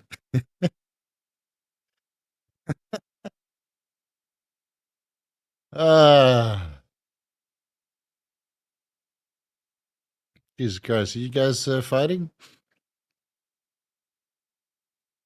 Fighting in the chat 25 minutes ago? Who you got? Blado? Or Pussboy? Or the Nietzschean? Mute it. How about I block you both? How about I put you both in timeout? Who's the other guy? Checking babies? Go fight somewhere else. Go play in the sandbox. Little buckets. Make little sandcastles and then splash water on each other's sandcastles. Do you notice a difference between clomidine and clomiphene when you took both for PCT? Yeah, I feel less emotional disturbed on enclomiphene than Clomid. So yeah, that's why I'd rather recommend enclomiphene nowadays for PCT than Clomid. But not everybody has it at their disposal, right? Clomid is available in the pharmacies in many parts of the world, and enclomiphene is not. You need to source that online. So it's either 25 to 50 milligrams of Clomid or 25 milligrams of enclomiphene. That seems to increase luteinizing hormone, follicle stimulating hormone, pretty much to the same extent.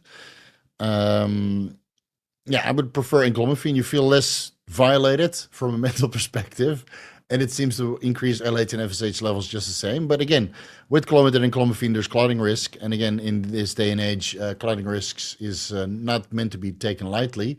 And yes, I have PTSD from clots that other people have had and that passed away, so I'm a little bit extra hesitant to recommend these kinds of drugs. And if your risk tolerance is higher than that, then by all fucking means, take enclomiphene for an entire year.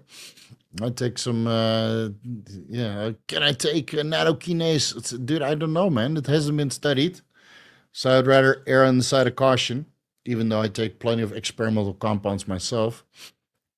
But hey, I do full blood work every month. And then are you guys dropping over $500 to $700 on full blood work every month for the experiments that you're running? Probably not. Probably not. So, but if you do, be my fucking guest. King David, would you consider guys on TRT at higher doses still safer than drinking? Yes.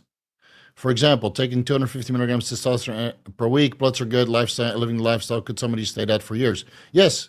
100%, dude. You can stay on a 250 test until you're like 60, 70 years old. And then your body will tell you to lower the dose because it's too stimulatory and you can't manage your blood work parameters. But I think superphysiological levels of testosterone, even into 2,000 nanograms per deciliter, is safer than drinking.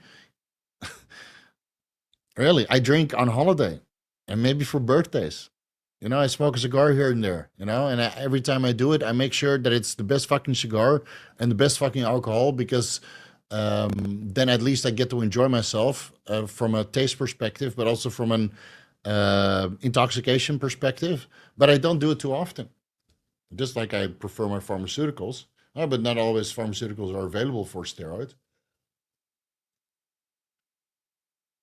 Oh shit, are we going to reach 300 viewers this time? That would be awesome. 140,000 subscribers, 300 viewers. Only 200 likes. Fuck, man. Do I need to punch you guys through the computer screen? First, punch the fucking like button. Yeah, I came off TRT to get my wife pregnant, and now that my wife is pregnant and I have embryos for days and semen samples frozen to to jizz all over the planet, I don't plan to come off TRT ever. Fuck no, dude. It was horrible.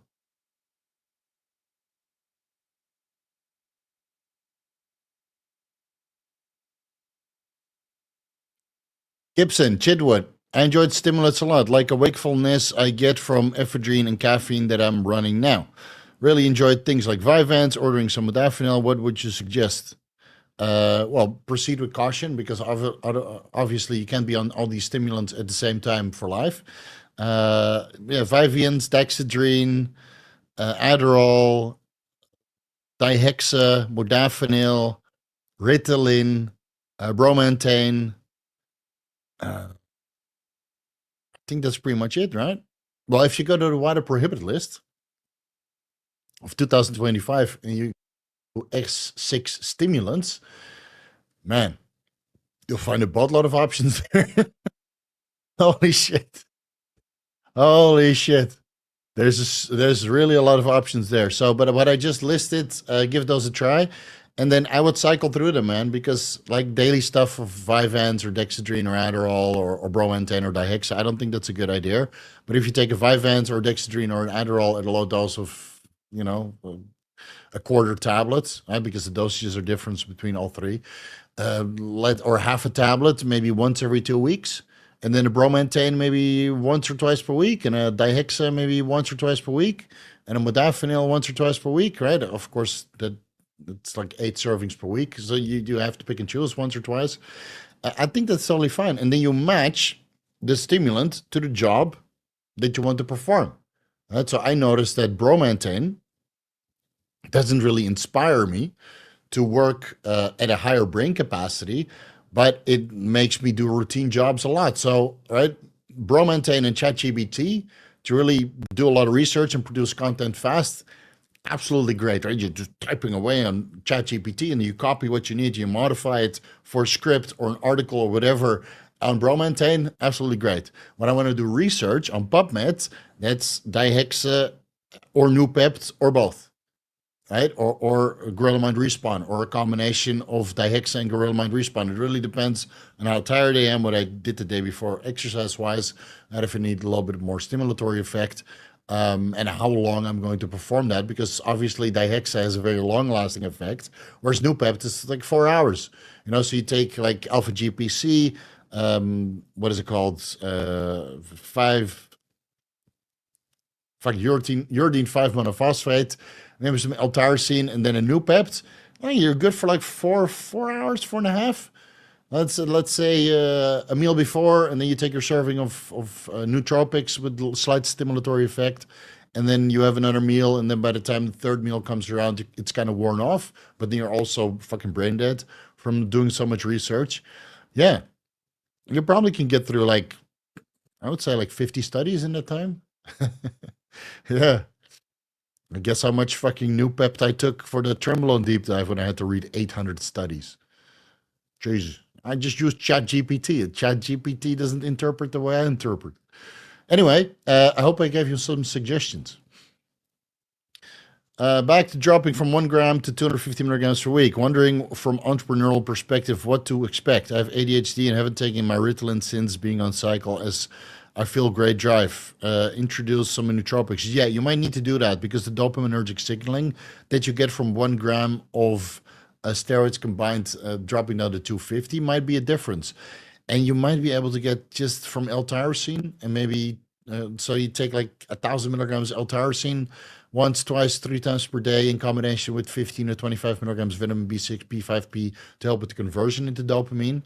And that could be enough, dude. Or maybe you take a little bit of modafinil with dopaminergic effects, or again, bromantane or Vyvanse or whatever, or Ritalin, alongside your 250 milligrams testosterone. But yeah, that from that perspective, you might notice a difference. Yeah. I don't really notice a difference. I'm always motivated. But if you have ADHD, that's obviously, something you need to control. And yeah, that could make a difference.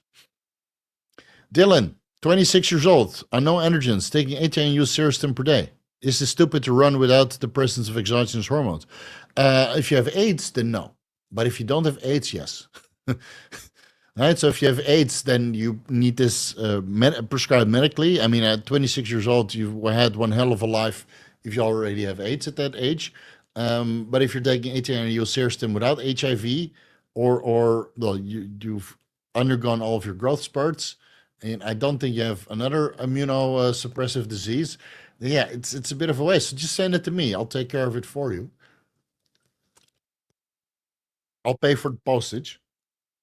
I can get it cleared. No worries. But no, dude, just run 2 IUs.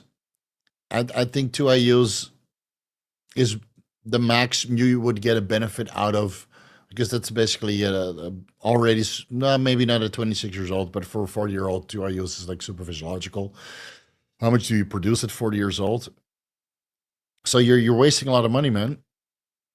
You're wasting a lot of money, and it's a very expensive fat burner. So if you run 2 IU Serostim and then maybe some other fat burners, and put the rest of that money that you're spending right now into fucking whatever cryptocurrency you can, and then let that accumulate 5 years, because you probably don't know when to get out. So 5 years for the next bull run, you just DCA for the next 5 years. Whatever you're not spending on Serostim, so 16 IUs of Serostim, you DCA into Bitcoin. Trust me, dude, by the time you're 31, you'll be happy that I told you. You'll be so happy that I told you to do that. But yeah, I think it's a waste of money. Honestly. Oh, look at the fucking super chat from Troy, $50. Holy moly. All right, we're going to be here for a long time to give him his money worth. Steve, TRT at 12.5 milligrams daily, sub-Q, total testosterone 1600 nanograms per deciliter. Free T is, let's say, 500 picograms per milliliter. How the hell is it possible for me to take such a puny weekly dose and have such high free T3? SHBG is 20, DHT 132, estradiol is 141. Okay, so your SHBG is low because you're doing daily subcutaneous microadministration, so you have a daily influx of androgens, and that means your SHBG is going down. Now, I would expect your SHBG to be higher for this amount of estradiol that you have at 141 picograms per milliliter. I would expect an SHBG of around 30, right? Your DHT levels are also pretty high, which reduces SHBG again. If you use an aromatase inhibitor to bring your estradiol levels down, your SHBG levels come down, freeing up more testosterone, but your testosterone levels will also be higher, increasing your free testosterone levels even more, and the potential for the conversion into dietary testosterone, raising your dietary testosterone levels also. In this case, I would go to 10 milligrams sub-Q daily for now, and use dinyl to help with the balance between estradiol and esterone. 100 milligrams dinyl in the morning, 100 milligrams dinyl in the evening. Maybe take calcium D-glucarate alongside of that, but first start with the dinyl and do blood work maybe 2 weeks, 3 weeks into making that adjustment, dropping the test down to 10 milligrams daily. At the same time, take 5 milligrams Cialis daily to help with androgen receptor upregulation and lowering your estradiol levels even further without altering your testosterone levels, right? Watch the Cialis deep dive. I explain everything there. It might mean that your testosterone and your dietary testosterone is not binding to the androgen receptor properly because you don't have the GAC repeats for it. It's just floating around in the bloodstream. It's converting into DHT, reducing your SHBG levels further, or converting into estradiol levels, into estradiol, and getting the side effects associated with that. So what can we do to upregulate androgen receptor density? Staying on the same dose of steroids for a little while, but you can change your GAC repeats, right? So we can increase your androgen receptor and maybe increase the binding affinity with everything that I discussed in the androgen receptor deep dive. So that's your homework for now, the Cialis deep dive and the androgen receptor deep dive, and maybe the over-the-counter aromatase inhibitor deep dive. You know what? You paid $50 for you. I will find those videos. Androgen best of Cialis. Okay, found that first. Receptor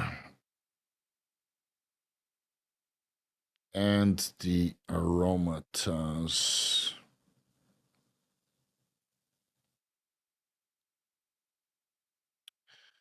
All right. Let me link them down below. 1 second. They'll be underneath the subscriber count. Almost done, almost done. Be patient. All right, saved. 3 videos is your homework. Give those a watch. Off the top of my head, what also increases androgen receptor? Exercise increases androgen receptors. Androgens like testosterone and dietary testosterone increase androgen receptors. Carnitine allegedly, but most of the studies are not available as full publications, and that was combined with exercise. So what was the carnitine, what was the exercise? It can't hurt. Well, it does give you terrible post-injection pain. So give that a shot, literally. Cialis. What else was it?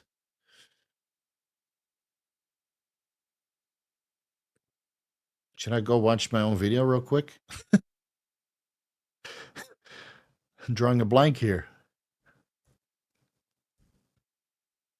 Oh, this is Cialis. Cialis 1. Androgen receptor downregulation. Let's see what's in the timestamps.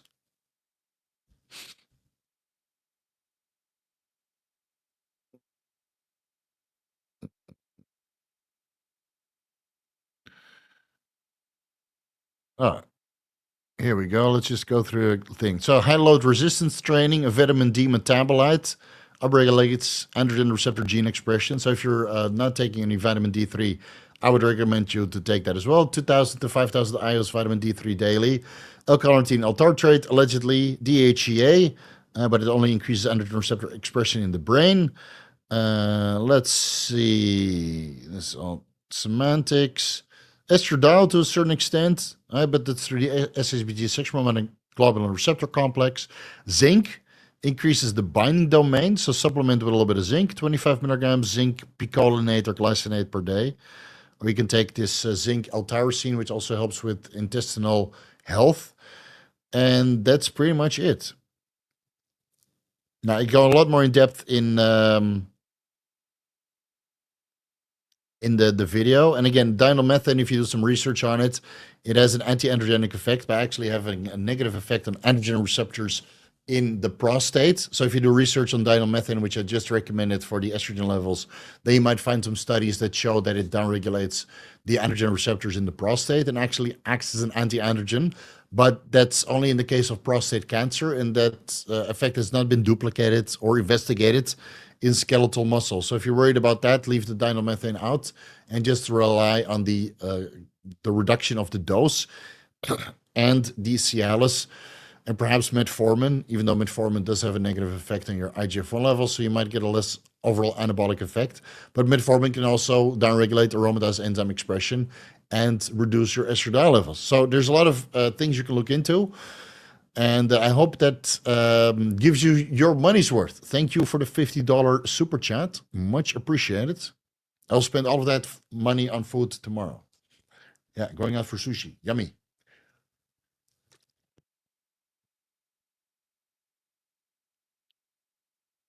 Then our tattered coach is a blood clot and can attribute it to methylene blue. Could this be the case?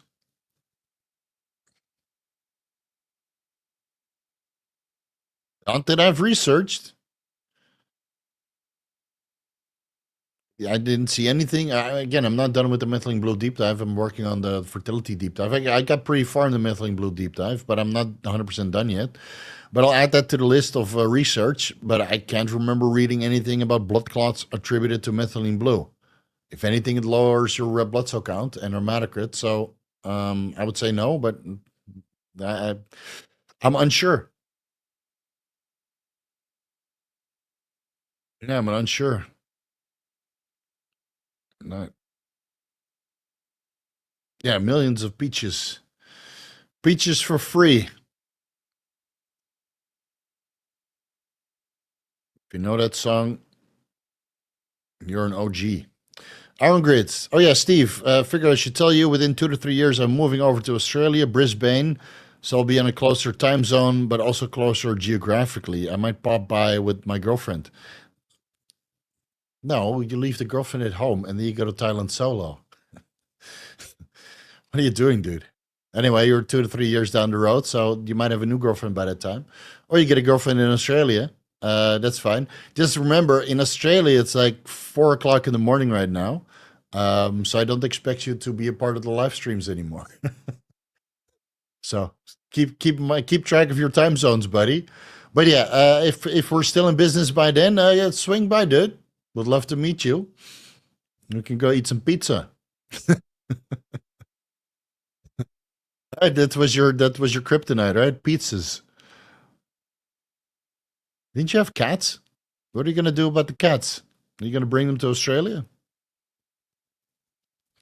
Hey Steve, I take everything you mentioned in the recent Ultimate Fat Loss Stack, SLU, MOTC, Retrotutide, Jardians, Cardarine, etc. Which things would you take out during maintenance or bulking phase? All, albeit that some people swear that Retrotutide in the off season might help with insulin sensitivity and improve your blood work markers. So again, I haven't gotten to that part yet. So stay tuned for a deep dive on Retrotutide. But yeah, that might be the only one you keep in. Like Jardians will. The sodium empagliflozin, the sodium glucose type 2 inhibitor, will prevent you from absorbing all of the glucose that you're eating, so you might as well eat less. What's the fucking point? Like Cardarine, I wouldn't take during the off season. SLU you could take during the off season. MOTC you could take during the off season.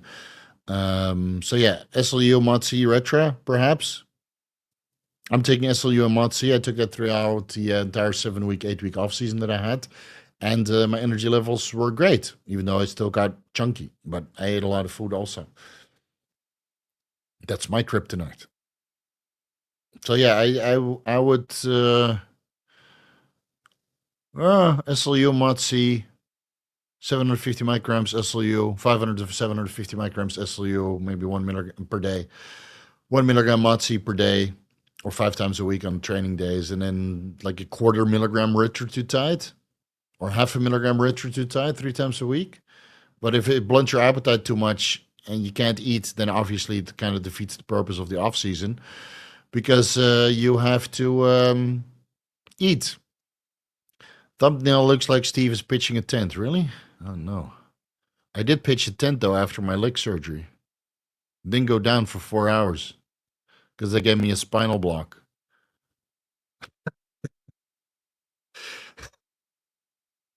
Did I? Am I really pitching a tent? Fuck. That's pretty PG.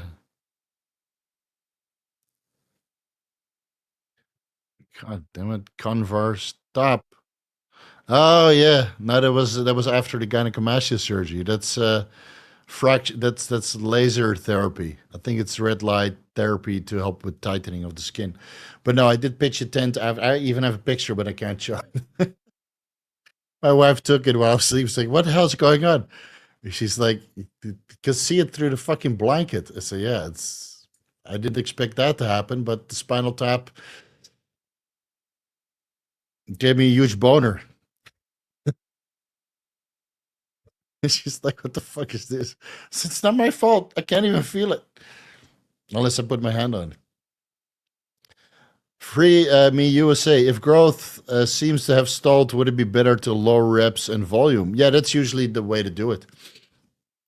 Besides increasing the food, maybe you just need to increase recovery capability by reducing the volume and the reps, but increasing the intensity and time under tension. Right. So maybe change the intensity, time under tension, and maybe lower the reps and the volume. But usually in a higher rep range seems to work better because you have so many carbohydrates, and that allows you to train, in a much higher rep range than during a cut or maintenance phase, obviously.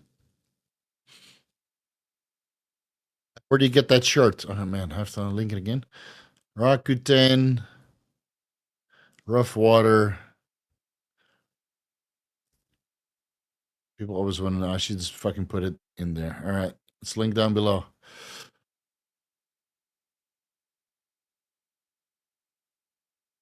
Where are we? Fuck! I just realized what the pizza sign.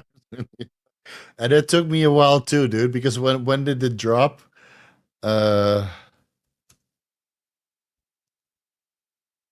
man, presidents of the United States. I mean, how fitting is that? The presidents of the United States of America, peaches. It dropped in 1996. I was 13 years old. At that time, I did not know what peaches stood for. Millions of peaches, peaches for free. And then I think somebody explained it to me when I was 18 or 19 or something like that a couple years later. And then I put it on a repeat, bro. That's why I always make that joke. Peaches, millions of peaches, peaches for free. And then the best opening to what's the movie?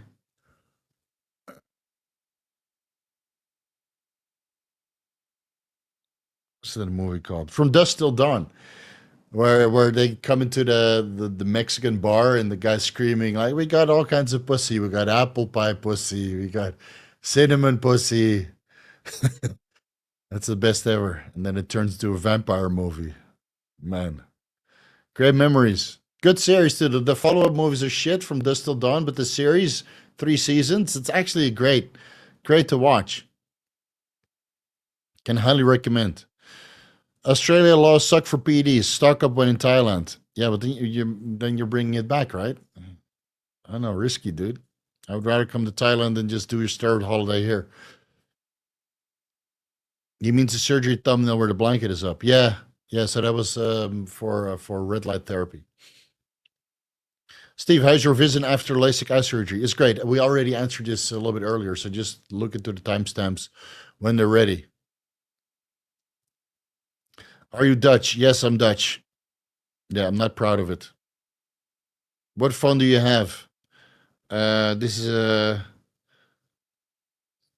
iPhone 13, so I'm like 3 generations behind. Next time I'll buy a phone, it's gonna be an Android phone. Fucking iPhone. You can't even copy the movies, and then you copy.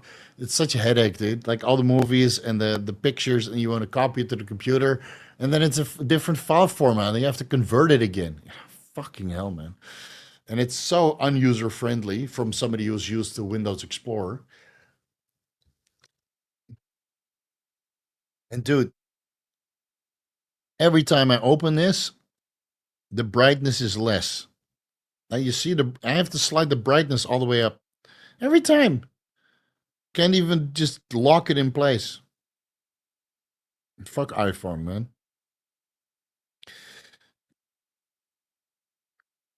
But it's not broken yet, so I'll buy a new phone when this one breaks. Cheech Marin. Cheech Marin?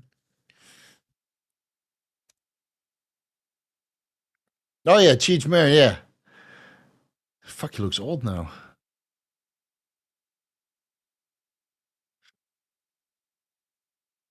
What a legend. Man, from Dusk Till Dawn. Guys, name me a movie from the last 10 years that will stand the test of time, like From Dusk Till Dawn or Pulp Fiction. Many, dude. Not many cult classics recently.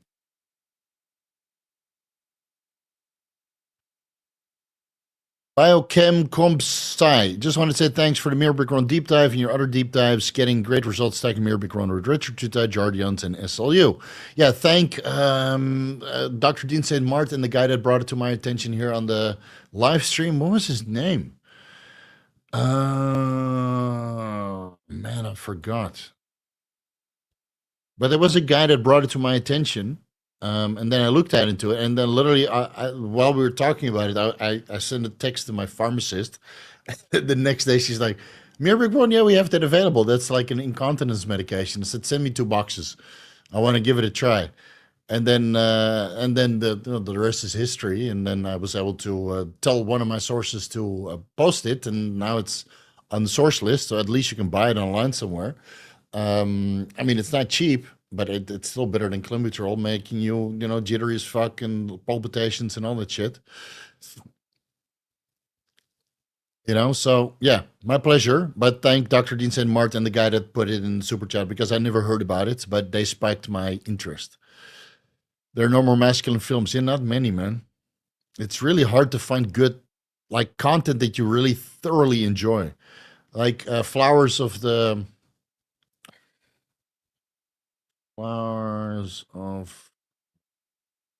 what's it called? Killers of the Flower Moon. I already forgot the title. That one I just watched because it had Leonardo DiCaprio and Robert De Niro. And then at the end, you realize that it's a Scorsese movie. I'm like, oh, no wonder I could sit through this movie for 3.5 hours straight without going to the bathroom. It's a Scorsese movie. Yeah, there's not many good movies out there nowadays, man. It's a shame. The Martian is a good movie, but it's not a cult classic. Like, I would say that Upgraded is a cult classic now.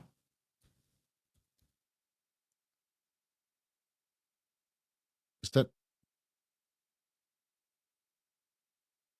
Upgrade?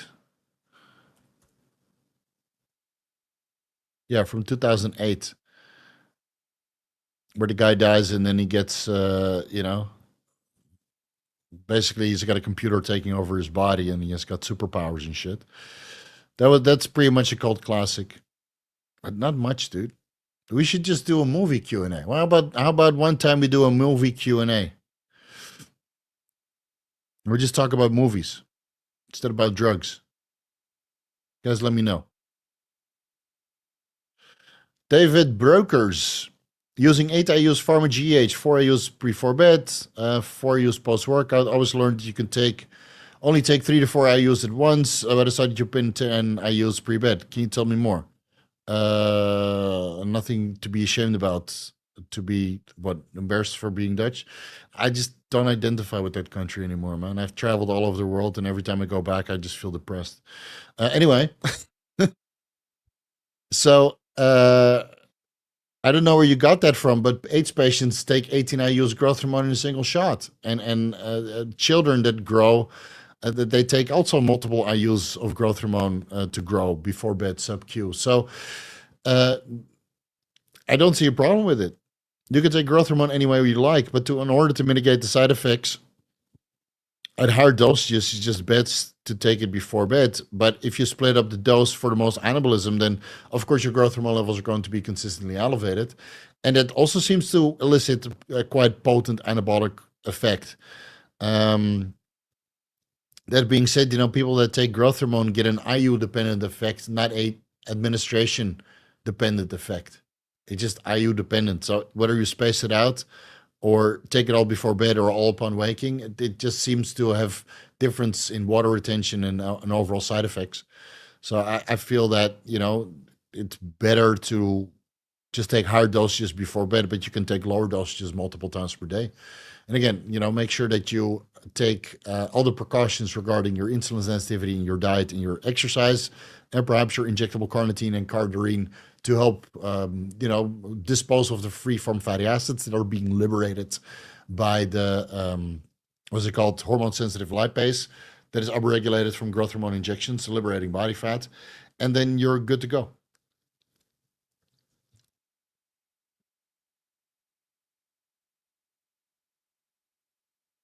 Nosferatu, yeah, I haven't watched that yet.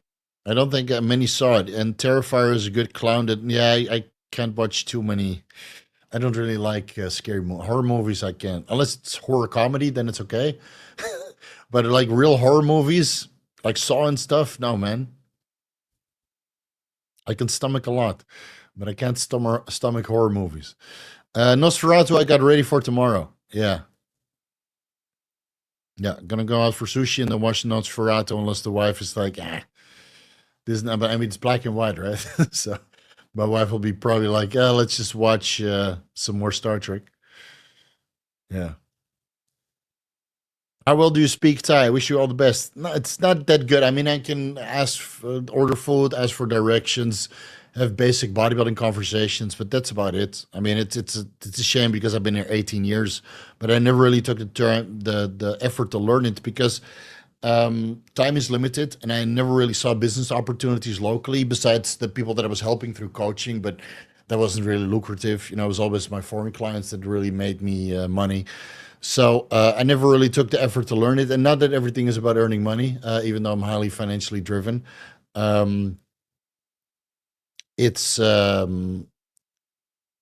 don't know. It all the cool, interesting Thais that I know, they speak really good English. So I never really felt the need to learn Thai because I mean they speak a second language as English and I speak a second language as English, and their English is just as good as mine. Like my wife's English is pretty fucking good. So there was no reason to learn Thai because I would learn Thai to talk with people that I can communicate with already to order food and get the taxi around. And there's no benefit beyond that. So I don't work here. I don't make any money here. I'm just here spending money and enjoying myself.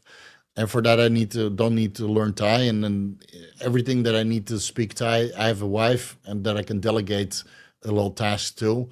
And she does it happily for me, just like I do it happily for her when we're in Holland or abroad. And like, then she doesn't speak a word, man. She just says to me what needs to be done, and I get it done, because sometimes she feels a little bit intimidated by the Westerners. They're big and rude and loud and obnoxious, but I'm used to that shit. Right? I'm big, loud, and obnoxious too. So I'm well in my element. And then she's like a little bit standoffish. So I'll deal with all the other shit. But when we're in Thailand, she deals with that for me. Yeah, so we got a nice deal going out there. Gattaca, it needs to be called, yeah, insanely good movie that's underappreciated. I highly agree. Yeah, and when was Gattaca made? Gattaca, 1997. So again, not over the last 10 years. Fuck, it was a good movie. Jude Law. Yeah, we should do a movie Q&A. Have vigorous Q&A and have movies Q&A. No, man, when you advertise it, it's just going to be a movies Q&A. So maybe, let's see. How about February 15th? We do a cinema Q&A. 1, 2, the 3rd. So we got 2 more vigorous Q&As. And then the day after Valentine's Day, we do a cinema Q&A. Middle of February. I think that's good. And we're just going to talk about movies. I'm going to turn off the super chats so nobody can ask direct questions. Feel disappointed that I'm not going to answer them. And then we're just going to talk about movies because I talk about drugs way too much, man. First time I saw that movie, I've missed the first 1 hour, 20 minutes. Oh, yeah.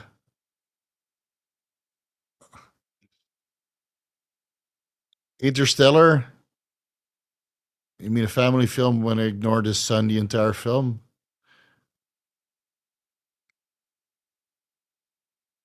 Interstellar? Yeah, that's not really a cult classic. It's a great fucking movie, though. One of the first words in the movie during. Yeah, okay.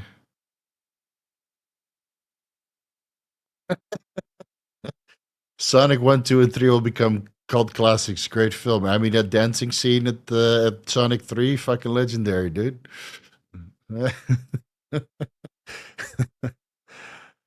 Up North Athletics, 200 test, 150 Primo, 50 MPP, 2 I use growth hormone every day in the morning, Albuterol, 600 micrograms at night. Yeah, could work. Could work. I would still take maybe 200 micrograms ipamorelin and then combine that with CJC for more synergistic effect. Ipamorelin is.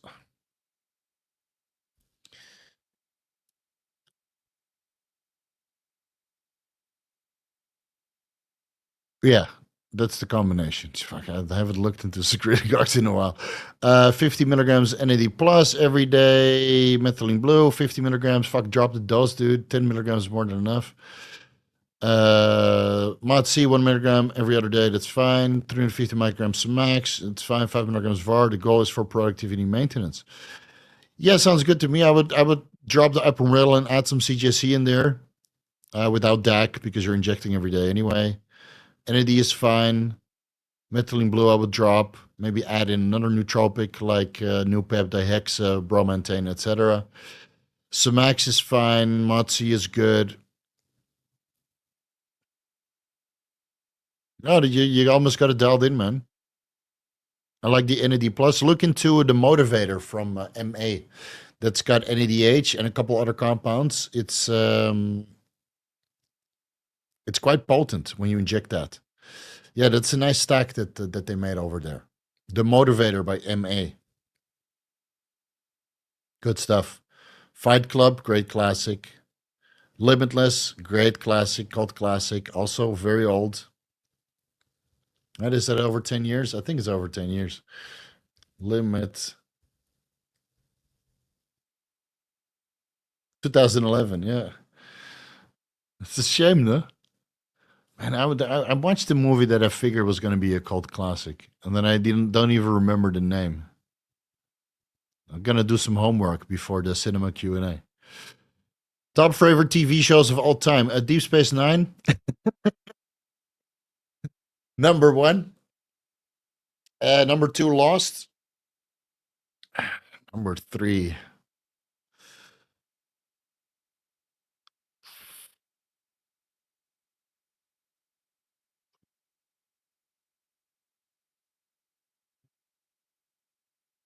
Like, you would need to be able to watch that like 24/7 back to back. I can watch Deep Space Nine back to back. I can watch like fucking the whole day. Lost, I can watch the whole day, skipping a few episodes. Um, Man. Fist of the North Star?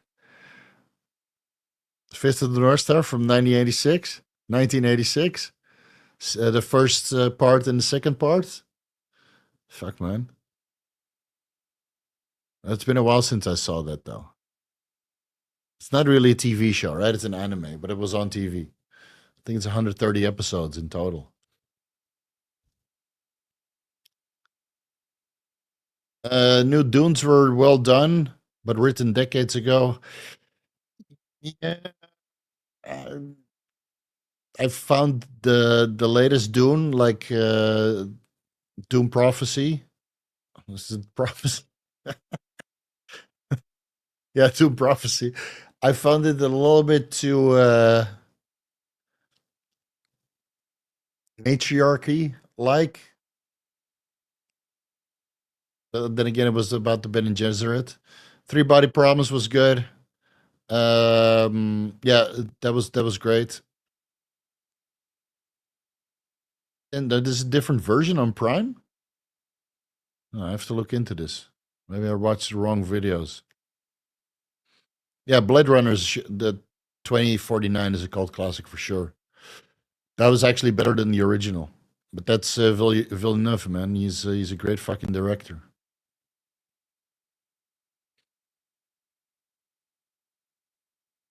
And Dune 1 and 2 are outstanding. Absolutely outstanding movies. The Lord of the Ring trilogy just turned 21. Fuck, I feel old. Heathers. Never heard of that.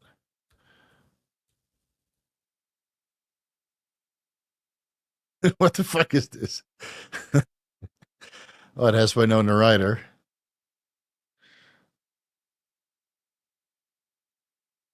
What the fuck is this?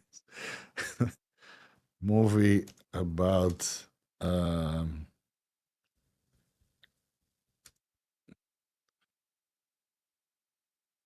there was a movie about not Perfume, the story of a murder, but another one. A much older movie. Perfume was great, by the way.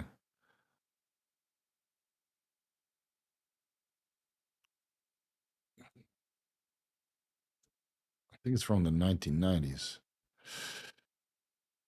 Love Potion number 9. Yeah. When I saw the picture of Heathers, I had to think about Love Potion number 9 with Sandra Bullock.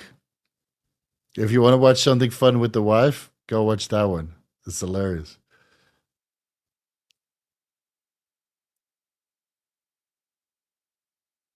Garrick is a simper Taylor. What do you mean? Well, he's just there to have a vacation from his Obsidian Order job. It's a shame he never got to get the credit from his dad. No, he got a little bit of credit from his dad at the end. Stardust.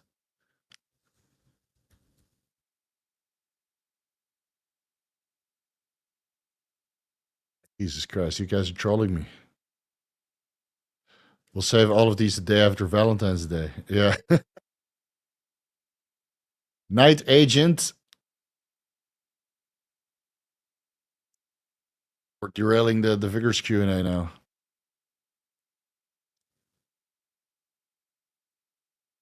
The Night Agent. All right, I'll look into this.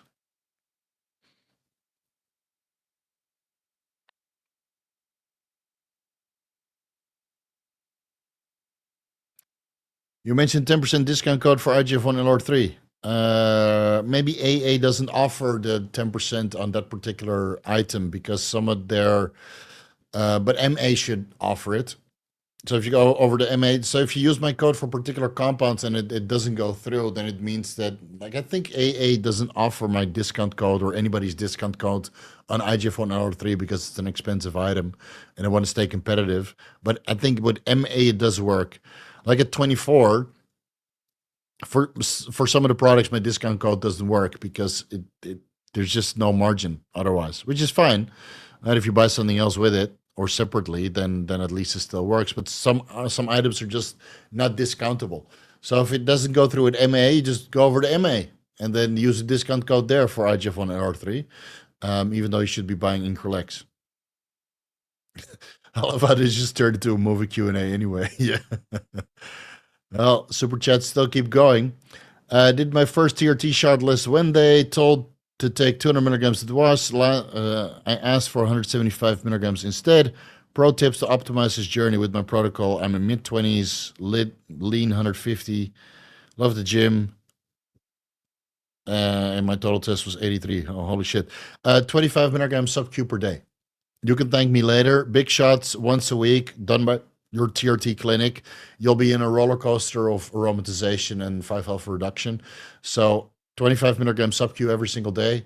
Inject it on an area of your boxer shorts, because that's the last place people are going to look. And when the boxer shorts come off, it's already too late, right? The dick is rock solid.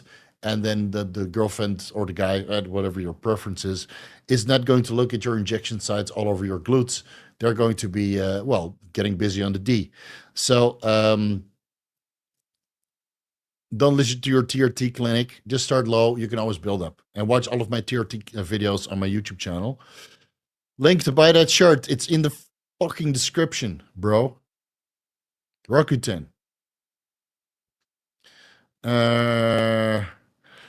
It wouldn't have felt right if Ibrahim Time said, "I love you, boys." Yeah, but he could have been. Yeah, true.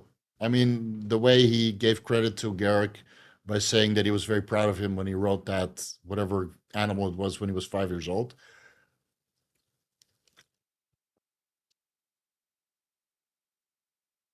Would have been better. I wonder if the maid was his mom, though. Right? That was also never clarified. Well, I'm not into season 6 or 7. I wonder if that house taker was actually his mom. I think so, but I can't remember. But Garrick, what a character! He's gay as fuck for Bashir, though. Hey Steve, great videos. Will chloroxaxon decrease my gains? I have no idea. I use it for whiplash to prevent massive headaches. I have no idea. I don't know what that is. Let me Google that. I love it how you guys think that I'm a doctor. Just ask Steve. He knows everything. I know a lot, but I don't know everything. Chloroxaxon is used to relax certain muscles in the body to relieve the discomfort caused by acute painful headaches or painful muscle or bone conditions. Centrally acting muscle relaxant. I don't think that's good for gains, but I haven't researched it. So based on my 2 seconds of research, I would say no, that's not good for gains.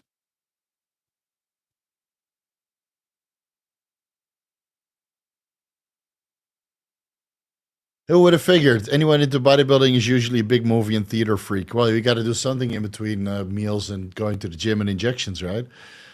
And yeah, Altered Carbon. Yeah, I would consider that a cult classic. The first, maybe even the second season, but the first season for sure. That could be considered a cult classic, and that's recent. Top 3 anime of all time. Fuck.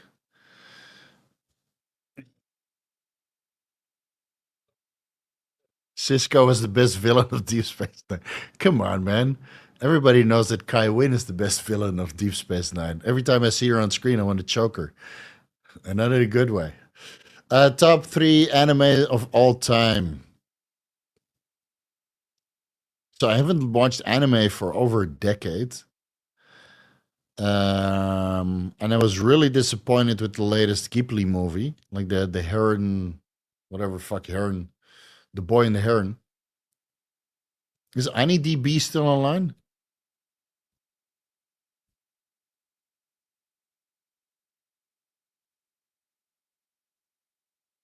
Doesn't look like it. There used to be a database for anime movies. Then you could have kind of track what you watched. Oh yeah, it's still there. Holy shit, it's still online.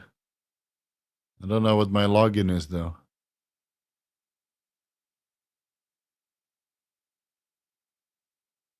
15,000 animes, 300,000 episodes. Jesus Christ.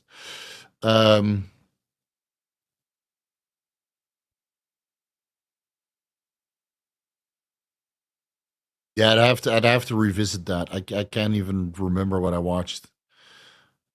I liked a lot of movie, but I'd really have to dive deep in what the top. But Fist of the North Star is the reason why I got into bodybuilding, man. Somebody handed me that VHS of Fist of the North Star, like Hokuto no Shinken in Japanese with the yellow subtitles. And then the next day I signed up to the gym. Fuck. Brutal. Kick kick people's ass, slice them in half with your fingers. That kind of shit. Bucky who? Fist of the North Star, bro. Let's see.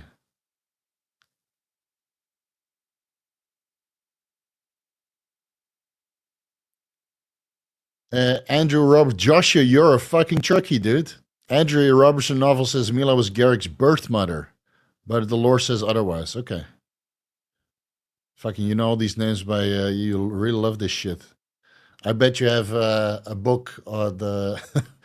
I was looking on Amazon for the rules of the what is it called? The rules of acquisition?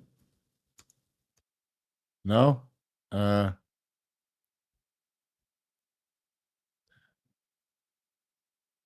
yeah, the book Rules of Acquisition for on Amazon. Let me have a look. I bet you have one of those at home. Bring your rules of acquisition on eBay. Oh, it's a trading card. All right, I'll have to look into this. I bet you have one of those at home. Do you have links in the descriptions? Can't find it, dude. It's right here, right here. Description. See more. Vampire Hunter D. Yeah, but which one? The OG one or the remake, or the redo? That movie, dude. If you watch that now, it still looks absolutely amazing. The second one, Bloodlust, was that right?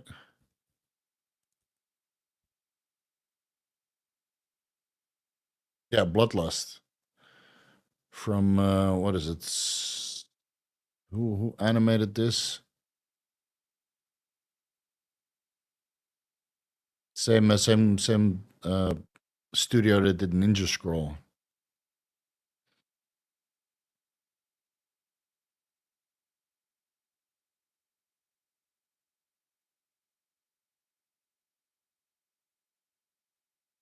Yeah, good shit. Broly is why we all lift. Yeah, that too. But I already was lifting when I was able to download all of those movies from Dragon Ball Z. Broly made me go on steroids. Broly's like the fucking embodiment of Trembolone. Like fucking mindless, fucking desire to pummel people in the face for no rhyme or reason. To the point you just start laughing about it. Timestamps done in 10 seconds or faster. Dude, you tell them to do that again and you're banned. I watched Deep Space Nine reviews that Razorfist does. Yeah, those are good. There's a lot of YouTube channels that talk about Trek. I don't own anything of nerd worthiness. I did a painting of the Beast from Beauty and the Beast cartoon. Okay. Oh, that's something. All right, guys, let's wrap it up. Original Judge Dredd. Yeah, that's very. Actually, the remake was pretty good as well, man. I like that one as well. With the slow mo effect when they take that drug. Yeah, 2012. Carl Urban. It's a good actor. I like Carl Urban. He was the best thing about the Star Trek remakes. He's like the best fucking doctor ever. I'm a doctor, not a mechanic. All right, guys, let's wrap it up. We got completely derailed. Carl Urban is amazing in dress. Dress?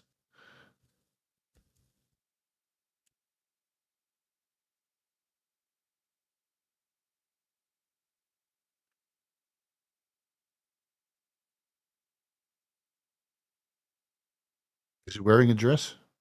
All right. Oh, Dread. Dread. Shit. All right, guys, let's wrap it up. It's been 2 hours, 40 minutes, and I still got to go add in all the fucking you know, timestamps and stuff, and the ads, because otherwise, well, I have no money to feed my cats. Oh, that's not true. All right, guys, we'll see you next weekend, and then we'll have a couple more regular Q&As, and then we'll do a cinema Q&A, because I love to talk about movies, and some of you guys gave me great recommendations, and since Hollywood is just completely fucked right now with new stuff, I'm relying on you old farts to give me some, like guys over 30, that's considered old nowadays.